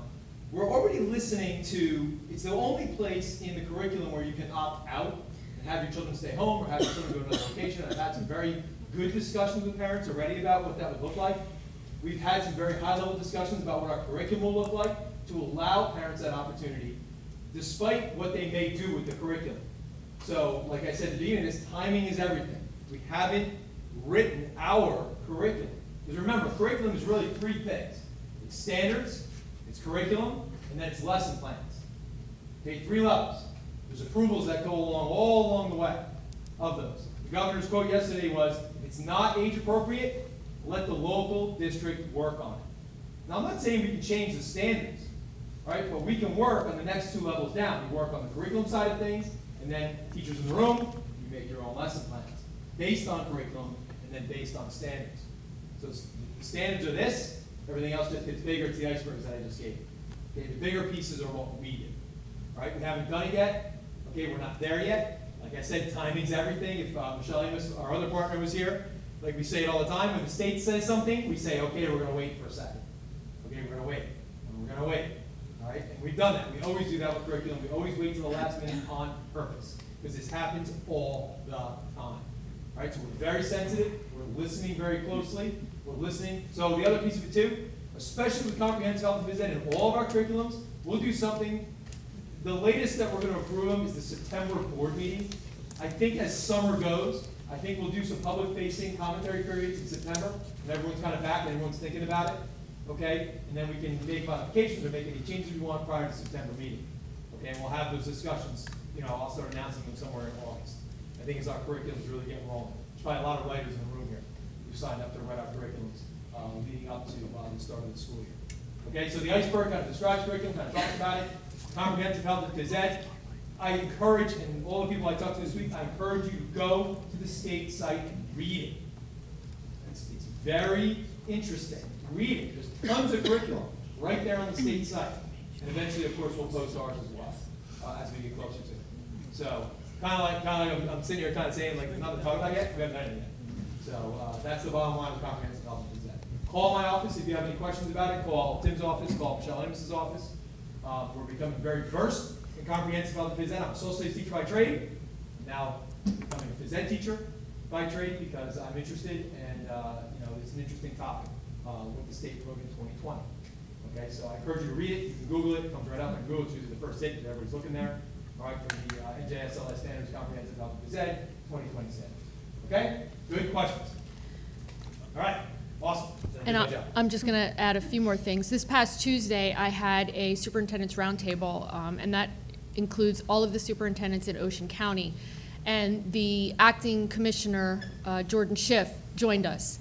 And he joined us specifically to talk about comprehensive health and physical education and asked what information could he take back to the Commissioner of Education. And I spoke up and said to him that our parents need to know how to opt out. And the challenge in that is that years ago, when sex ed was first introduced, we knew exactly what unit it was going to be taught in, we knew what grade it was going to be taught in, and parents had the opportunity to opt out. This curriculum is sprinkled throughout. It becomes much more challenging for parents to opt out, but it also becomes more challenging for us to figure out when to tell parents that they can opt out.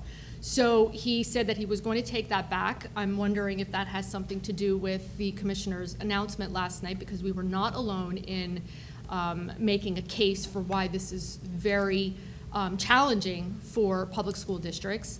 And in addition to that, what we discussed today and several days ago in our ongoing curriculum meetings is that if it comes to fruition, then we will work to develop a process by which parents can opt out.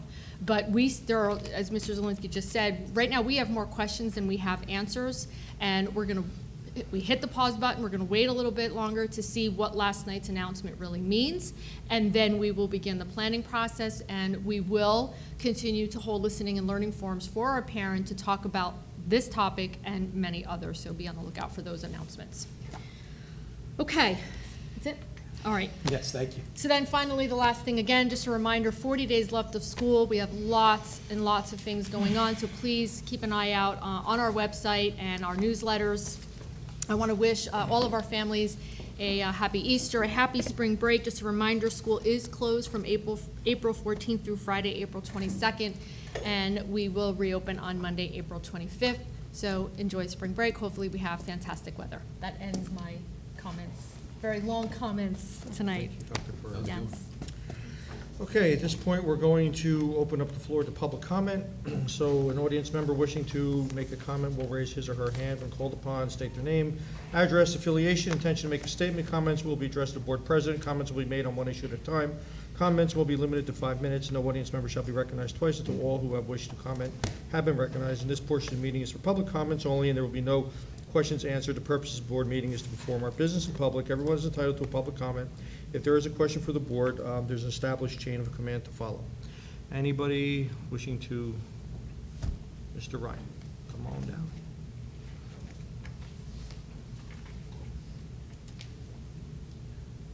Do we have the horrible clock behind us? Yeah, the little clock. A little, It's good, not thank as God. horrible, but That it's other- still equally difficult.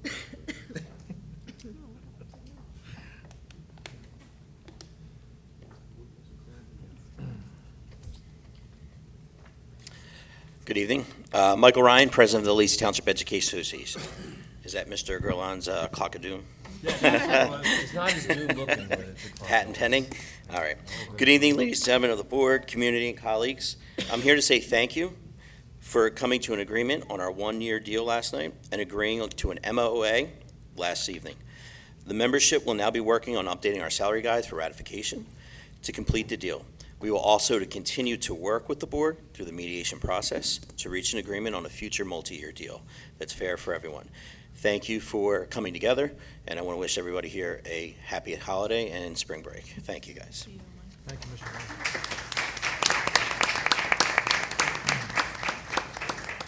Brown. Anyone else? Ma'am.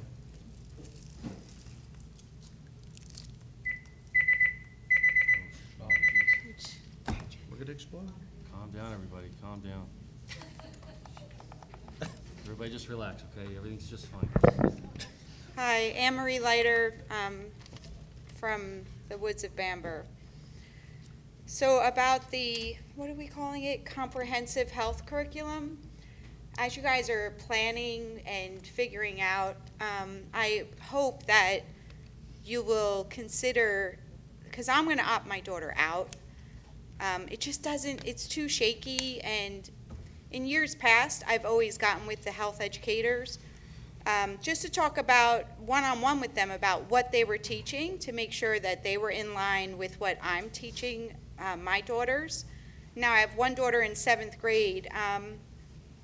You guys, like, health backs me up in what I want to teach my daughter. So when you're planning for the opt-out, I don't even want to talk about what the plan for teaching is, but when you plan to opt out, I hope that it's not going to be like a study hall or just reading or, you know, go sit somewhere or whatever. I hope that it's something in line with health or, you know, something else that's going to stimulate them. And it's not like an opt-out, you go sit over there, like something good. Mr. Dowd, Mamma Mia, great job, but there was a wedding scene. You weren't there. I noted it. My secrecy had expired. Just so you know. I also heard about the school district ending the green days in the summer. I don't know if it's true or not, but the green days, I don't know if you guys, you teachers know what that is, right? Where for this summer program at Mill Pond specifically is where I'm concerned. The school, all the schools are closed on Fridays, and it's to save money on the electric bill and other bills, I thought. And I don't know, and I'm just hearing about this, so I just want to, maybe somebody could email me and let me know what it means. But in keeping the school open, it's going to increase our utility cost, and further, isn't there a preschool at Mill Pond? And if the hours are 8 to 4, doesn't that school day start at 8? And wouldn't everybody be getting there at the same time? I don't know, but that was brought to my attention, and that caused me concern. And then the other thing I really want to bring up is in February, and last month's meeting I didn't speak because I let the teachers have the time. But in February it was a virtual meeting, and I'm sure some of you, well, I emailed all of you, and nobody wrote me back. Nobody. About the lawyer doing peace sign selfies while I was speaking. Did you guys get my email? Yes. Mr. President, Board President, I know that everything has to go through you and that they're not allowed to contact me separately or whatever it is. You didn't even write me back. No, Listen, it's public comment. We're not allowed to do Right. this, so let's Go ahead. not. You can email me back. At least give me that. It was wrong what he did. It was disrespectful during my 5 minutes of comment. Granted, it was about the Lacey High School food and the Instagram account. Not one of you emailed me back, not one, for this. While he's on video. Nobody emailed me back. I wrote again. Nobody emailed me back after that. That's not communication at all. So I'm looking forward to hearing something about that. I'm hoping that with the opt-out, you have a better plan, or there will be a plan that will not be just like sending the kids to a study hall or some kind of cheese like that. Thank you. Thank you for your comment. Appreciate it. Anyone else? Ma'am, back there? Up there?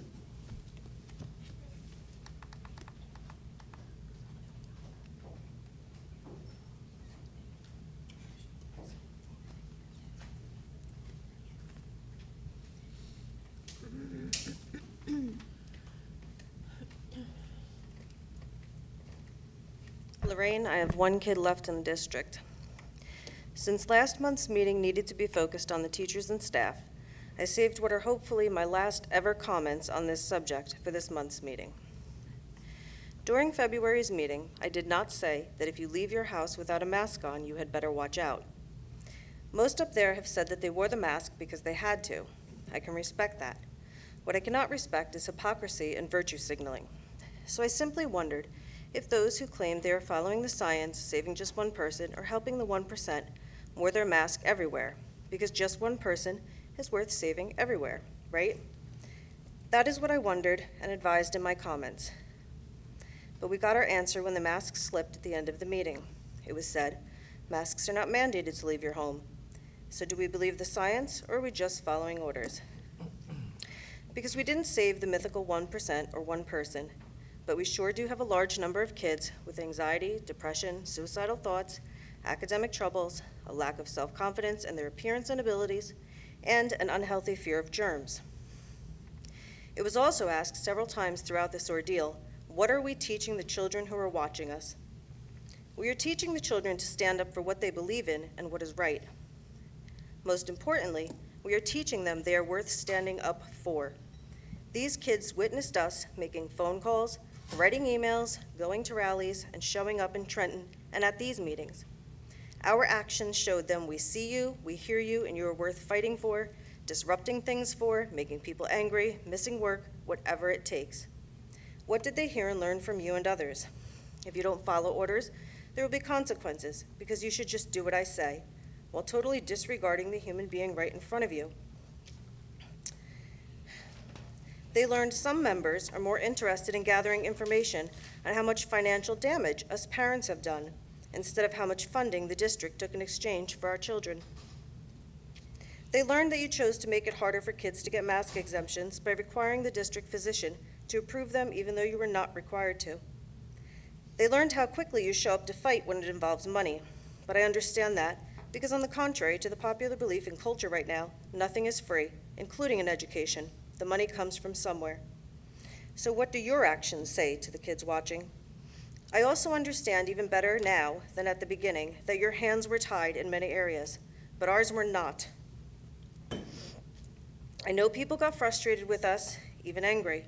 I know many people still do not understand and think we're uneducated, entitled, selfish, fill in the blanks. But bullies need to be stood up to, and Murphy is a bully. The parents showing up to these meetings across the state played a huge role in him realizing he had better give up already. Saying nothing, doing nothing, and quietly complying gives the impression that you are okay with what is being done, and I am not okay with that. We've made mistakes, we've said things we regret, we were ignorant about how things worked in the beginning, but we kept learning, kept fighting, and adjusting when new information became available. So while I'm sorry for the headache it caused here, I will never apologize for doing everything necessary to free our children. We can honestly say we did everything in our power, and I hope you can say the same. So why does any of this even matter anymore? Because your integrity determines your actions. So we've been examining your integrity, your actions. We want people on the board who are on the side of students first, all students, not the district, not their own pride or popularity, not SAT numbers or AP classes. Students are more than a rank, more than a dollar sign. They do not and should not fit into some prescribed box made up by people who don't even know them. It was discussed at the budget meeting what would make someone want to come to Lacey Schools.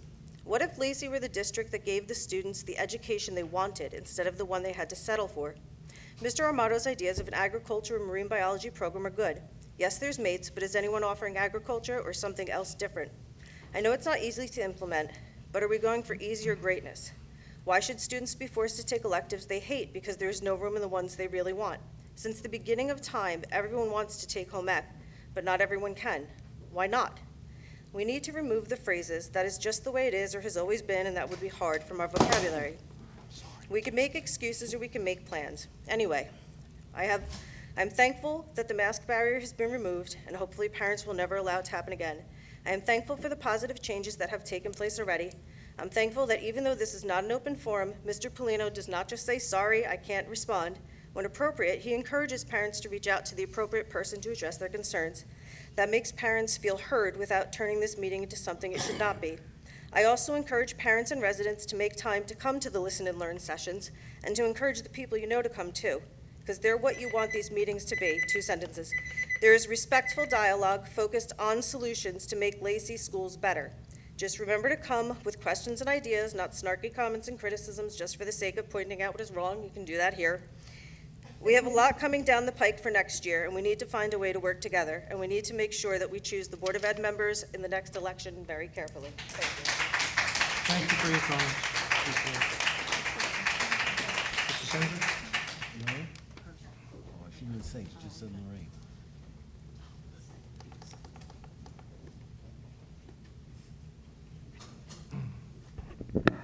Regina DeSenza, Sunset Drive, Sunrise Beach. I'd like to say congratulations to Mrs. Donahue and Mrs. Renuska as they both start new life milestones this year. As I was reading the agenda tonight, I was sad to see that the solar system needs over $70,000 in repairs. Let's hope these repairs last through the end of the project, at least the next 8 or 9 years. A couple of months ago, I had asked, did anyone give any thought to updating the random student drug testing policy to give biannual reports to both the board and the public? As I previously mentioned, this policy has no requirement for reports back to the board and the public. Policy Committee. Also, while reading tonight's agenda, I noticed a lot of money has been transferred out of health benefits line item. I do realize that in February, the state of New Jersey did give a pass on the SEHBP bill, which was almost $1 million, and I saw some of that money transferred out of health benefits on the March agenda, and now tonight, a lot more is being transferred, over $355,000. I was just wondering if we could have a brief explanation for all those transfers of $355,000. Sure, it's very simple. We need the money. We need to spend the money on the things we're transferring the money to the accounts to spend them on. We don't have it anywhere else. And as we've done every month, we move money where we need it. And that's But that's part of the money we saved in February, right? Yes, ma'am, absolutely. Okay, that's what I thought. Thank you. Yes, it is, yes. Thank you, Mr. Senator. Anyone else? Anybody else wish to come up? Okay, thank you all for your comments. Dr. Pereira, is there anything that you would like to address? Yeah, I just wanted to address the random drug testing. So moving forward, we are going to be doing reporting on that. We just haven't decided if that's going to be annually or biannually, but there is going to be regular reporting. Thank you. I've been asking for that for years. That's it. Well, if I could just ask you and put you on the spot, any Listen and Learns coming up soon? We are scheduling them, so we're going to be holding daytime and evening to accommodate everybody's schedule. So I'll be announcing them the Monday that we get back from spring break. Okay, great, thank you. Okay, this time, board comments. We'll start, Mr. Amato down at end. Thank you. Once again, I'd like to echo Dr. Pereira's thoughts and congratulations to the cast and crew of Mamma Mia. I thought it was just outstanding. I thought it was brilliantly put together, and the students and Mr. Olander and the entire staff just blew me away on Sunday afternoon. It was just an honor to be there. Little thing I'd like to see is we always recognize our sports teams when they win a championship on the big board outside the high school. Maybe we should congratulate the cast and crew of Mamma Mia on the big white board, and really show them how much we appreciate that they did for us, because it was just outstanding. The topic of the day, or the topic of the week, comprehensive health and physical ed. Sounds like to me like the state's trying to hide something and putting it under that category. And that bothers me and it scares me, because this isn't sex ed, at least not sex ed of the old way of sex ed being taught. This is, and I'm going to have to use these words, this is teaching anal sex, vaginal sex. This is teaching it's okay to do this and it's okay to do that. I don't understand for the life of me, and maybe it's just me, I'm the only board member that has a child in the school. I can't understand why, for the life of me, why a second grader needs to learn how to put on a condom. I can't. And I can't sit here and just say, we gotta wait, we have to wait, we have to wait. We need to be proactive. I think as a board, we owe it to our residents to be proactive and nip this in the bud, because if you think the mask was a headache, can you only imagine what this would be like if this gets approved?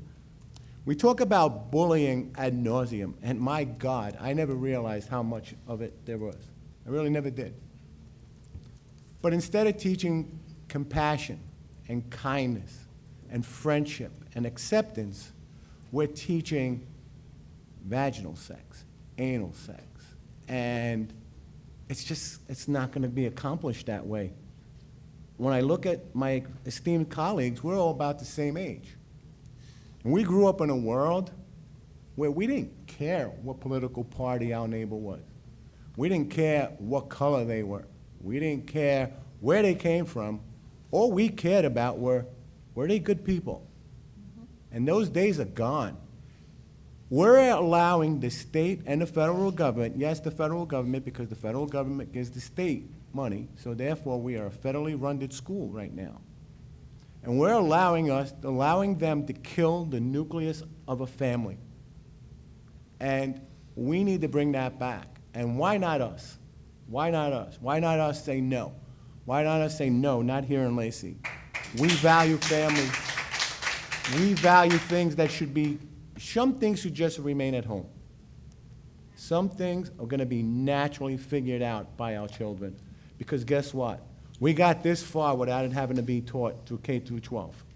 Okay? Jesus Christ was born without a sex ed class. All right? So this is something that we really need to take into consideration.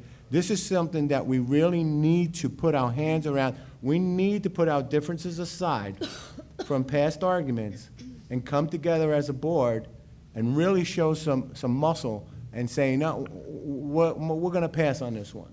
I know it's going to be hard, but anything worth doing is always hard. Thank you. And I want to wish everybody a happy holiday, and I hope you get to enjoy it with your friends, family, and loved ones. Thank you. Thank you, Mr. Amato. Mrs. Claus, go down the other way.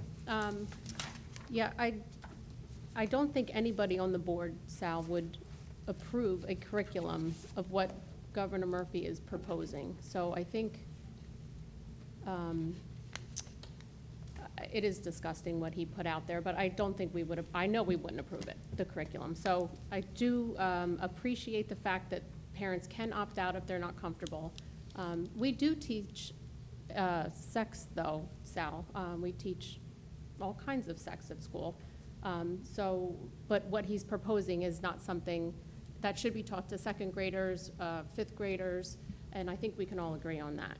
But let's just see what comes out, and then we can work on it from there. But we all do need to step up, I believe, and work together on this, just so it doesn't come into our school. So moving on, we're all going to say the same thing about the play. I hope everybody saw it. It was absolutely amazing. The acting, the backdrops, the singing, the choreography, and I just wanted to give a huge shout out to Mr. Orlander. He did an excellent job with the whole program. Also, since our last meeting, the wrestling group came, and I'm happy to say that they are on their way to getting their room through fundraising. They met with the administration, and it's great they're on their way. And just a reminder, the next meeting we will be starting at 6 o'clock and then going right into private session, so the public part of the meeting will be at 7:30. And that's all I have. Thank you, Ms. Thank you. Claus. Yep. Mr. Peters. I am not a Broadway guy whatsoever, and I've spent $200 on tickets to go to see a play in New York City with the wife and kids, and took an hour and a half nap. And I'll tell you what, I spent $20 on these tickets. I got VIP tickets on this this play. It was amazing, and like I said, I'm not a Broadway guy or a big song guy or whatever, but it was just so entertaining. The backdrops and everything was just amazing on that. Mr. Amato, you say, forget the past and go forward in the future. Some things that happened in the past I cannot forget, unfortunately. But I will work as a board to make sure that this sex education thing is brought back properly, because unfortunately we can't go back that far and fix some things that left some scars that unfortunately won't be able to be fixed. But with that being said, I will work as a team to ratify that situation. I would like to wish everyone a happy Easter and enjoy your time off. Thank you. Thank you, Mr. Peters. Mrs. Downing, would you like to go? Sure. First of all, I want to congratulate all the seniors of the month, unsung heroes, and the staff of the month. It was good to see everybody here and getting their acknowledgments for a job well done. I, too, the play was phenomenal. And the best part was sitting there listening to all the laughter going on in the room. I don't think I've heard that much laughter in the last 2.5 years or 2 years. So it was really refreshing to see everyone there happy, some people dancing in the aisle. It was phenomenal. So Mr. Orlander, he's such a talented guy, and kids love him, and it was obvious that they all responded. And I don't know if any of you watch, Mamma Mia is like one of my favorite movies, and the one with Meryl Streep and Sophie in that movie. I sat there and closed my eyes for a few minutes during the play, and I thought I was watching the TV version because her voice was so good, and so were all the others. Yep. The mother, I could go on and on, but it was really, really good. So congratulations to all of them, and thanks for making us laugh. Also was so nice tonight to see our representatives over here telling us all the things that the seniors are going to be doing. And some of you had seniors 2 years ago, and you know how awful that was for your students who weren't able to participate in all that, and now they are. So I am so glad to hear that they're doing all those things, and I can't believe there's only 40 days left to school. Mr. Dowd, thank you. That presentation was so good. A lot of times we look at data and we just look at one number and make a big mountain out of that one number. You really took it apart, and you did a great job. Thank you. Thank you for doing that. And Mr. Zielinski, Dr. Pereira, thank you for putting that all together. I just want to also, on the Lacey Minute, you saw a lot of music accomplishments, and that's another group we don't always recognize. And some of their competitions are so difficult, and it takes a lot of talent and a lot of practice. So I want to commend all of them and all grades and all the accomplishments they have, as we saw tonight. I wish I had the list in front of me, but so congratulations to those. And then Cedar Creek with raising. I used to be a principal in a school, and I was so happy if we got $1,000 collected from our kids and our families, and to 31,000, was it? It was amazing. So congratulations. And so I can't disagree with you with the health, and we're going to definitely look at that and see where we're going with that. But I agree with you 100%. Everyone, have a wonderful, happy Easter, and remember, please remember, as I always say, our servicemen and women who aren't going to be home with their families. Okay. So please keep them in mind, too. Thank you. Thank you, Mrs. Downing. Mrs. McAvoy. Yes, thank you. As Mr. Ryan said, and we announced earlier, we're very happy that we did reach the one-year MOA we signed last night with the union, and this board's looking forward to May 4th going forward and coming up with another 2 or 3 or 4 year contract. So that was good news we had last night. The spring musical, of course, was wonderful, and everyone let you know already how great it was. There also was Mrs. Nemec and Kelly Brown from the Mill Pond had a extravaganza the other day here in the parking lot, and they brought all community resources in. They had eggs for the children and games for the children. So that was a wonderful community event. It was 2 days ago. Sal, of course, I agree with you. I taught second grade. I would not be teaching sex education to second graders. I can't imagine. So I think the whole board is on board with that. It's disgusting what the governor is trying to do right now. Dr. Clark did have her listening and learning, and unfortunately, not many community members showed up. So I know we discussed it in one of the committee meetings the other day, that she's going to have them more regularly and have them during the day and at night. And hopefully, more of the community can come out, even community members that do not have children in the district. So we do want to hear from community members, and Dr. Pereira will keep that and help us, guide us to go forward. Mr. Dowd, that was wonderful. I learned a lot with your slides. We hear so many negative things about our test scores, and that really shone a light. So I was happy. We need positive things. It's been a rough couple months and years, and that was a wonderful presentation. Sal, another good idea you had, thank you. On the scoreboard, on the board out front with the sports teams, with the musical, I really like that. And to even go further with that, there's so many different things. The Interact Club just collected so many cans for the food bank that nobody knows about. So we could recognize different clubs also that are doing things. The Sea Perch Club, we can recognize them, the Heroes and Cool Kids. Just instead of just only doing the sports teams, recognize everyone that makes a difference in the community. So, great idea. And happy spring to everyone. I hope everybody's relaxed and we come back in May and we have more positive news. Thank you. Thank you, Ms. McAvoy. You're welcome. Is there any spotlight on? Mr. Peters, did you have the spotlight on students for this month, the graduates? No, we're gonna pass it off to the next one. Okay. All right, very good, thank you. Okay, my comments will be brief. I just want to start, Ms. Leiter, in reference to what you said about not responding to you, I'm going to go back and look at my emails. I really thought I did send you an email recognizing yours and saying that Dr. Pereira was going to get back to you, because I believe she was on vacation immediately following that. So I'm going to go back and look, and if I didn't, I apologize for that, but I know you did send one, and I thought I did respond to you. Okay, but I will go back and look, but I'm pretty sure I did respond to you saying that the superintendent would reach out to you.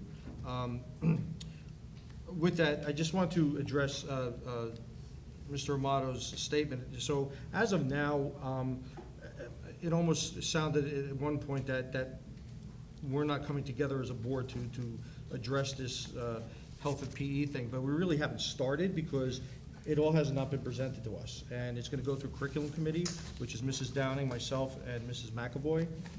And then, work for May. May, it's going to come out to us. So we'll be addressing what it is that is supposedly to be taught here in our school. And I concur that I'm not really a huge fan of this. And this opting out, and that's a good question you had. Hopefully it's an educational opt-out. But like Dr. Pereira said, it sounds like it's going to be difficult to let the parents know when their child's going to have to be, opt in, opt out, and everything else like that. And I'm hoping that we're able to, do this in a orderly fashion for the children and not disrupt them or, stand anybody out alone that they're not participating in this or the other thing. So it's going to be something hard to overcome, but I think we could do that. And again, as Mrs. Claus said, I don't think any of us are a real big fan of this new curriculum that they want us to teach. So we're definitely going to go through that with a microscope. The play, tremendous. One thing I have to add, at the end when the students were all up there and they were bowing and everything, Mr. Olander, that was one of the highlights. He went running over to Mr. Angelo and high-fived and hugged him, and he looked like the proud father of twins. He was just so excited for his children. It really was a great thing to see how excited he was for his kids, and that really, the night was great, but that just topped it off. And I'm so proud of them and everybody and what hard work they put in. Truly a tremendous play, and I'm glad I was able to attend. Congratulations to our seniors and our staff members of the month, well deserved. And Cedar Creek, of course, I'm a partial Creeker. My kids all went through Cedar Creek, and great things what you've done, Mrs. White. Good stuff, but it happens in all our schools. We're just spotlighting Cedar Creek tonight, but all our schools, the volleyball tournament by Lenoka Harbor School, yes, right? So I was there for that. I was there. We had like 40 teachers come out for that. That was a great thing. It was a good cause, and I want to commend the fire companies and the EMS and the police department and teachers that played. So it was a good thing. So I was glad to be part of that also. So with that, we're going to get going, and we're going to move on to our resolutions. Item number 1, minutes. Do I have a motion? Move. Second? I'll second. Any discussion? Roll call? Mr. Armato, Yes. Mrs. Claus. Yes. Mr. Peters, Abstain? Mrs. McAvoy, Yes. Mrs. Downing, Yes, and abstain on April 6th. I was not present.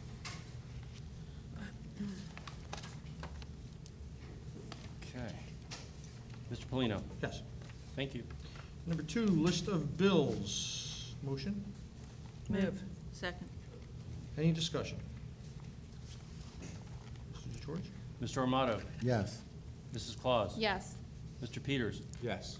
Mrs. McAvoy, Yes. Mrs. Downing, Yes, but I'm going to abstain on bill number 524950. thank you. Mr. Polino. Yes. Number 3, transfers. Motion? Move. Second. I'll second. Any discussion? Mr. George? Mr. Armato, Yes. Mrs. Claus, Yes. Mr. Peters, Yes. Mrs. McAvoy, Yes. Mrs. Downing, Yes. Mr. Polino. Yes. Thank you. Number 4, 1701 reporting. Move. Motion? Move. Second. Any discussion? Mr. George? Mr. Armato, Yes. Mrs. Claus. Yes. Mr. Peters, Yes. Mrs. McAvoy, Yes. Mrs. Downing, Yes. Mr. Polino. Yes. 5 through 11. Do I have a motion? I will make that motion. I'll second. Any discussion? Yes. I just, Mr. Peters? Go ahead, Mr. Mon. no, go ahead. Beat me to it. Mr. Peters? I have a question on number 6. The rubber mulch at Mill Pond. I have a question on number 7.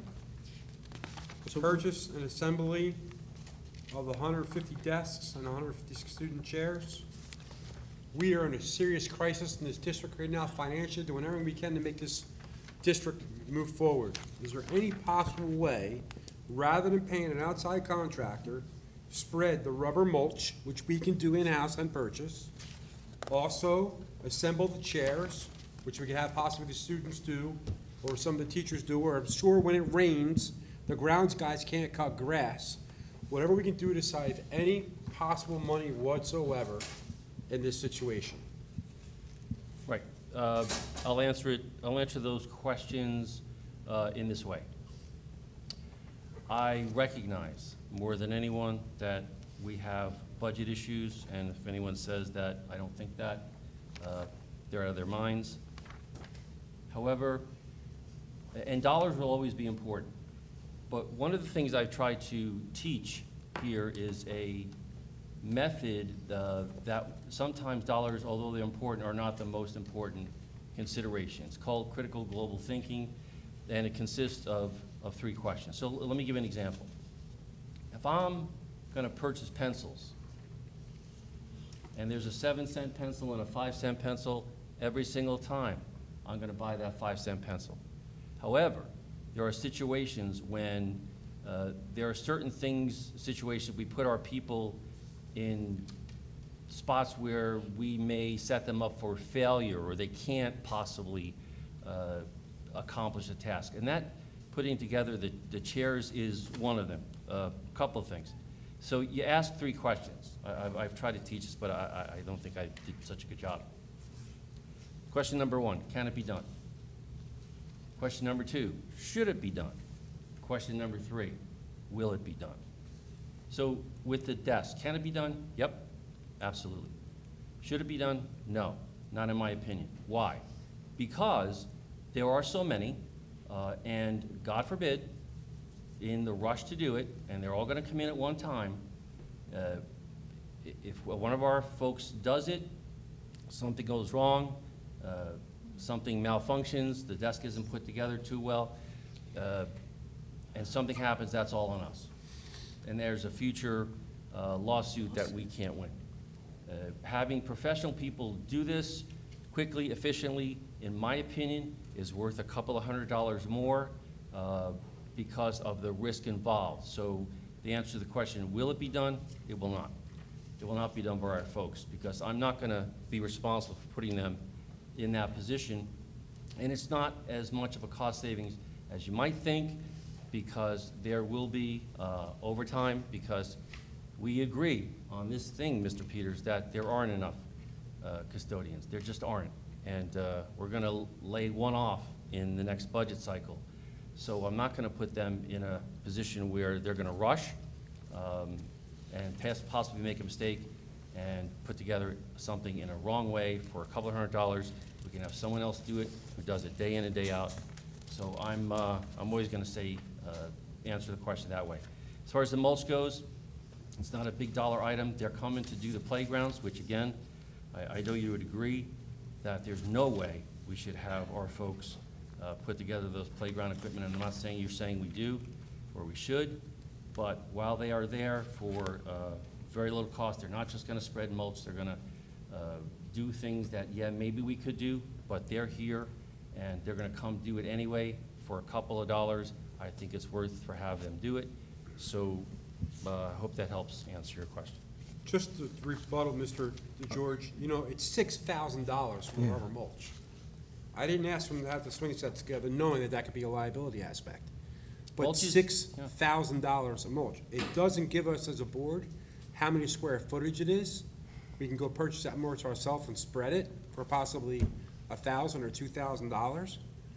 I, as a board member, am looking to save every possible penny for each taxpayer in this town so we can make our school district better. So I'm gonna look at everything and question everything on this. You're entitled. And that's what I was elected to do. Yep, you're entitled to do it, and I was hired to do the same thing. I've done it. You can disagree, but it's not gonna change my position. Well, Mr. Amato? yeah, sure, thank you. From what I understand, our grounds crew is certified.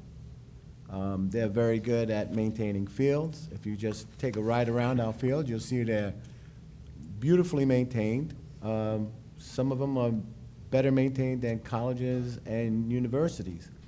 With that said, I think then these gentlemen and ladies and gentlemen who work these jobs have the qualification to save us $6,000 and lay out rubber mulch. You're not gonna save $6,000.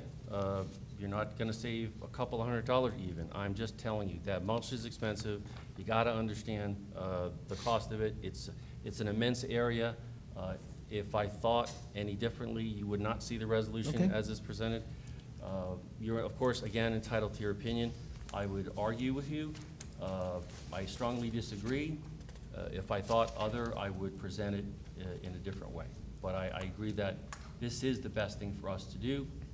And again, I don't want to disagree, but I have to.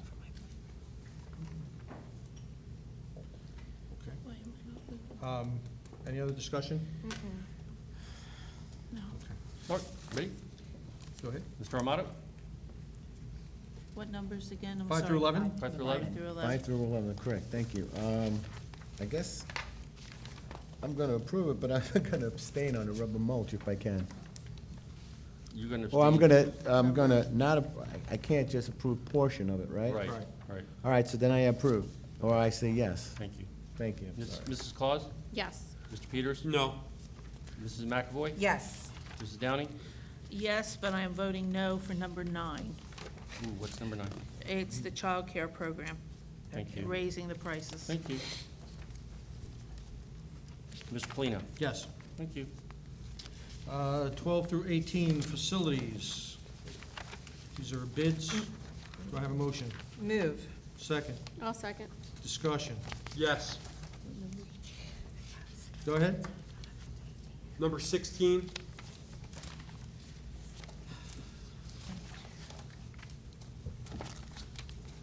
Myself is also a contractor, and I know for a fact that there's another contract out there. I'm only seeing why we have 2 estimates for our salt spreader for the back of our truck, one for $12,000 and one for $10,000.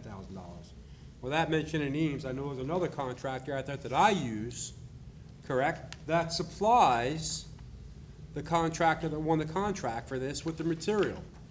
And I personally contacted this contractor that's local in town to purchase stuff that's from my corporation, And the person I found out supplies them was almost 20% cheaper. By me doing, this was last year, doing 15% homework, 20% homework, looking into and getting 3 different estimates rather than 2, again, saving myself money, which I'm hoping the district would do, to shop around some more. It's now, what time of the year? Correct? We're looking at, for next year, can we please get some more estimates for this, for item number 12, for a solar that we're not gonna need till next November or December, to do some more shopping and try and save the district some more money?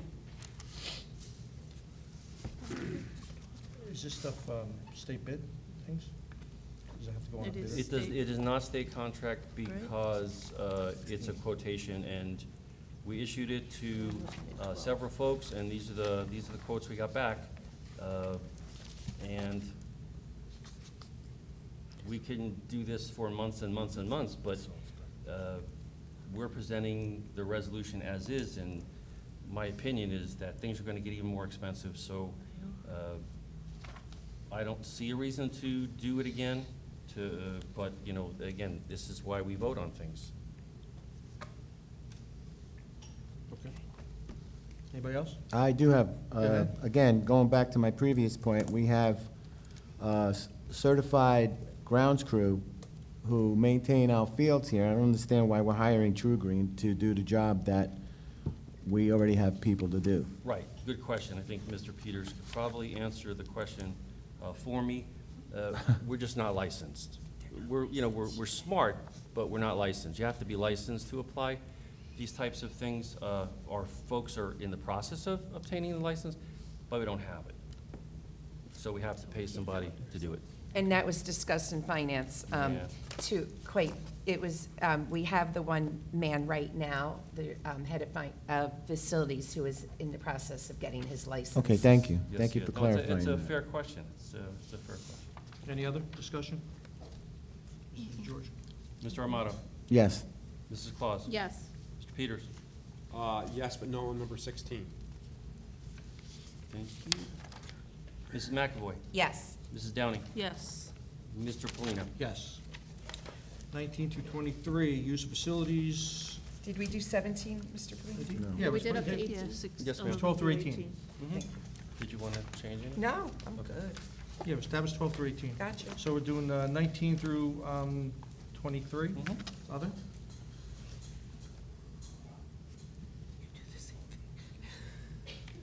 I'll make a motion. Is Thank that what you. you're waiting for? I'm Second, sorry. I'll second that. Any discussion? No, just the Twilight Educational Program. I think it's a wonderful thing we're doing to provide educational needs for those students who need that after-school program. Yeah, absolutely. Okay, there's no other discussion? Mr. DeGeorge? Mr. Armato? Yes. Mrs. Claus? Yes. Mr. Peters? Yes. Mrs. McAvoy? Yes. Mrs. Downing? Yes. Mr. Polino? Yes. Okay, 24, 25, policies, first read, second read. Motion? Move. Second. I'll second. Discussion? Mr. DeGeorge? Mr. Armato? Yes. Mrs. Claus? Yes. Mr. Peters? Yes. Mrs. McAvoy? Yes. Mrs. Downing? Yes. Mr. Mr. Polino? Yes. Oh, my God. Okay. 26 through 27, Hibbs. Motion? Peters? Second. Any discussion? Mr. DeGeorge? Mr. Armato? Yes. Mrs. Claus? Yes. Mr. Peters? Yes. Mrs. McAvoy? Yes. Mrs. Downing? Yes. Mr. Polino? Yes. Okay, letter B, donations. Move. Second. Any discussion? Just a lot of them. Thank you. Wonderful. Yeah, very nice. Mr. DeGeorge? Mr. Armato? Yes. Mrs. Claus? Yes. Mr. Peters? Yes, and thank you. Mrs. McAvoy? Yes. Mrs. Downing? Yes, thank you. Mr. Polino? Yes. C, professional days and workshops. Motion? Move. Second. I'll second. Discussion. What is the PEX Level 2 training? What is what? Anybody? The what? Tech level 2 training? Under personal days and workshops. C, I believe she's a Text. speech pathologist. level 2. Text. Yeah, I was gonna say, it sounds like speech or I think it child is. She's a study. speech pathologist, so it probably is Yeah. a speech training. Is she a employee or a Yes, contractor? she works for us. She does, Yes. okay. Okay. Mr. George? Mr. Armato? Yes. Mrs. Claus? Yes. Mr. Peters? Yes. Mrs. McAvoy? Yes. Mrs. Downing? This is just C, right? Yes, ma'am. Yes. Mr. Polino? Yes. Okay, certificated personnel, D, 1 through 16. Move. Second? I'll second.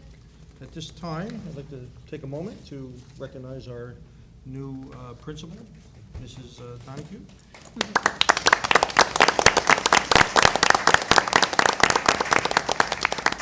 And not to put you on the spot, but would you like to say a few words?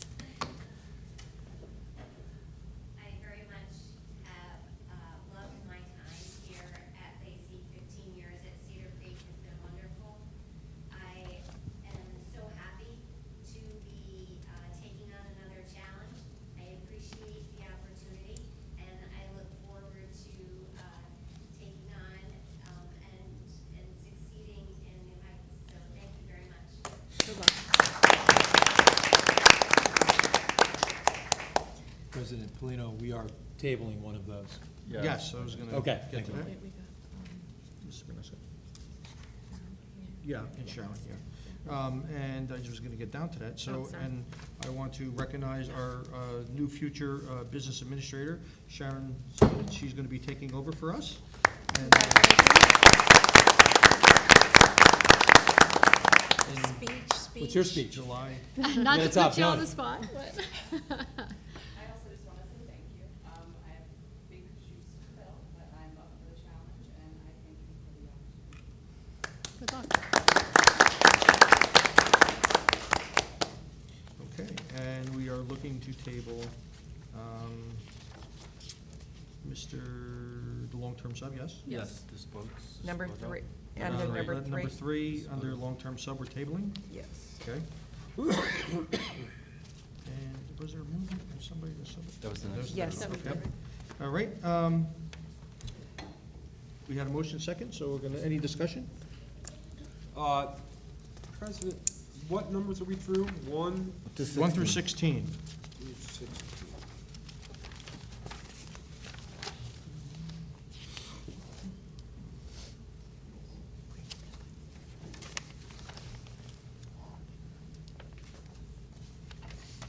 Okay.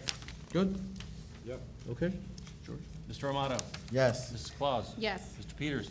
Yes. Mrs. McAvoy? Yes, and congratulations to Joni and Sharon. We're looking forward to great things. Mrs. Downing? Okay, I'm going to vote yes on everything, except I have to abstain on number 5, and I'll just abstain all of number 6, and yes on the rest of them, and congratulations to both of you. I know you're both going to do a great job, so congratulations. Mr. Polino? Yes. Letter E, non-certificated personnel with the change under 1. Michelle Lombardi is paraprofessional, not Forked River Road Middle School. Yes? Correct. That'll be the change, under 1. Motion? I'll move with that change. Second. Thank you. Discussion. Mr. DeGeorge? Mr. Armato? Yes. Mrs. Claus? Yes. Mr. Peters? Yes. Mrs. McAvoy? Yes. Mrs. Downing? Yes. Mr. Polino? Yes. Any walk-ons? We're No, good? sir. Okay. Motion to adjourn? Move. Second. All in favor? Aye. Aye.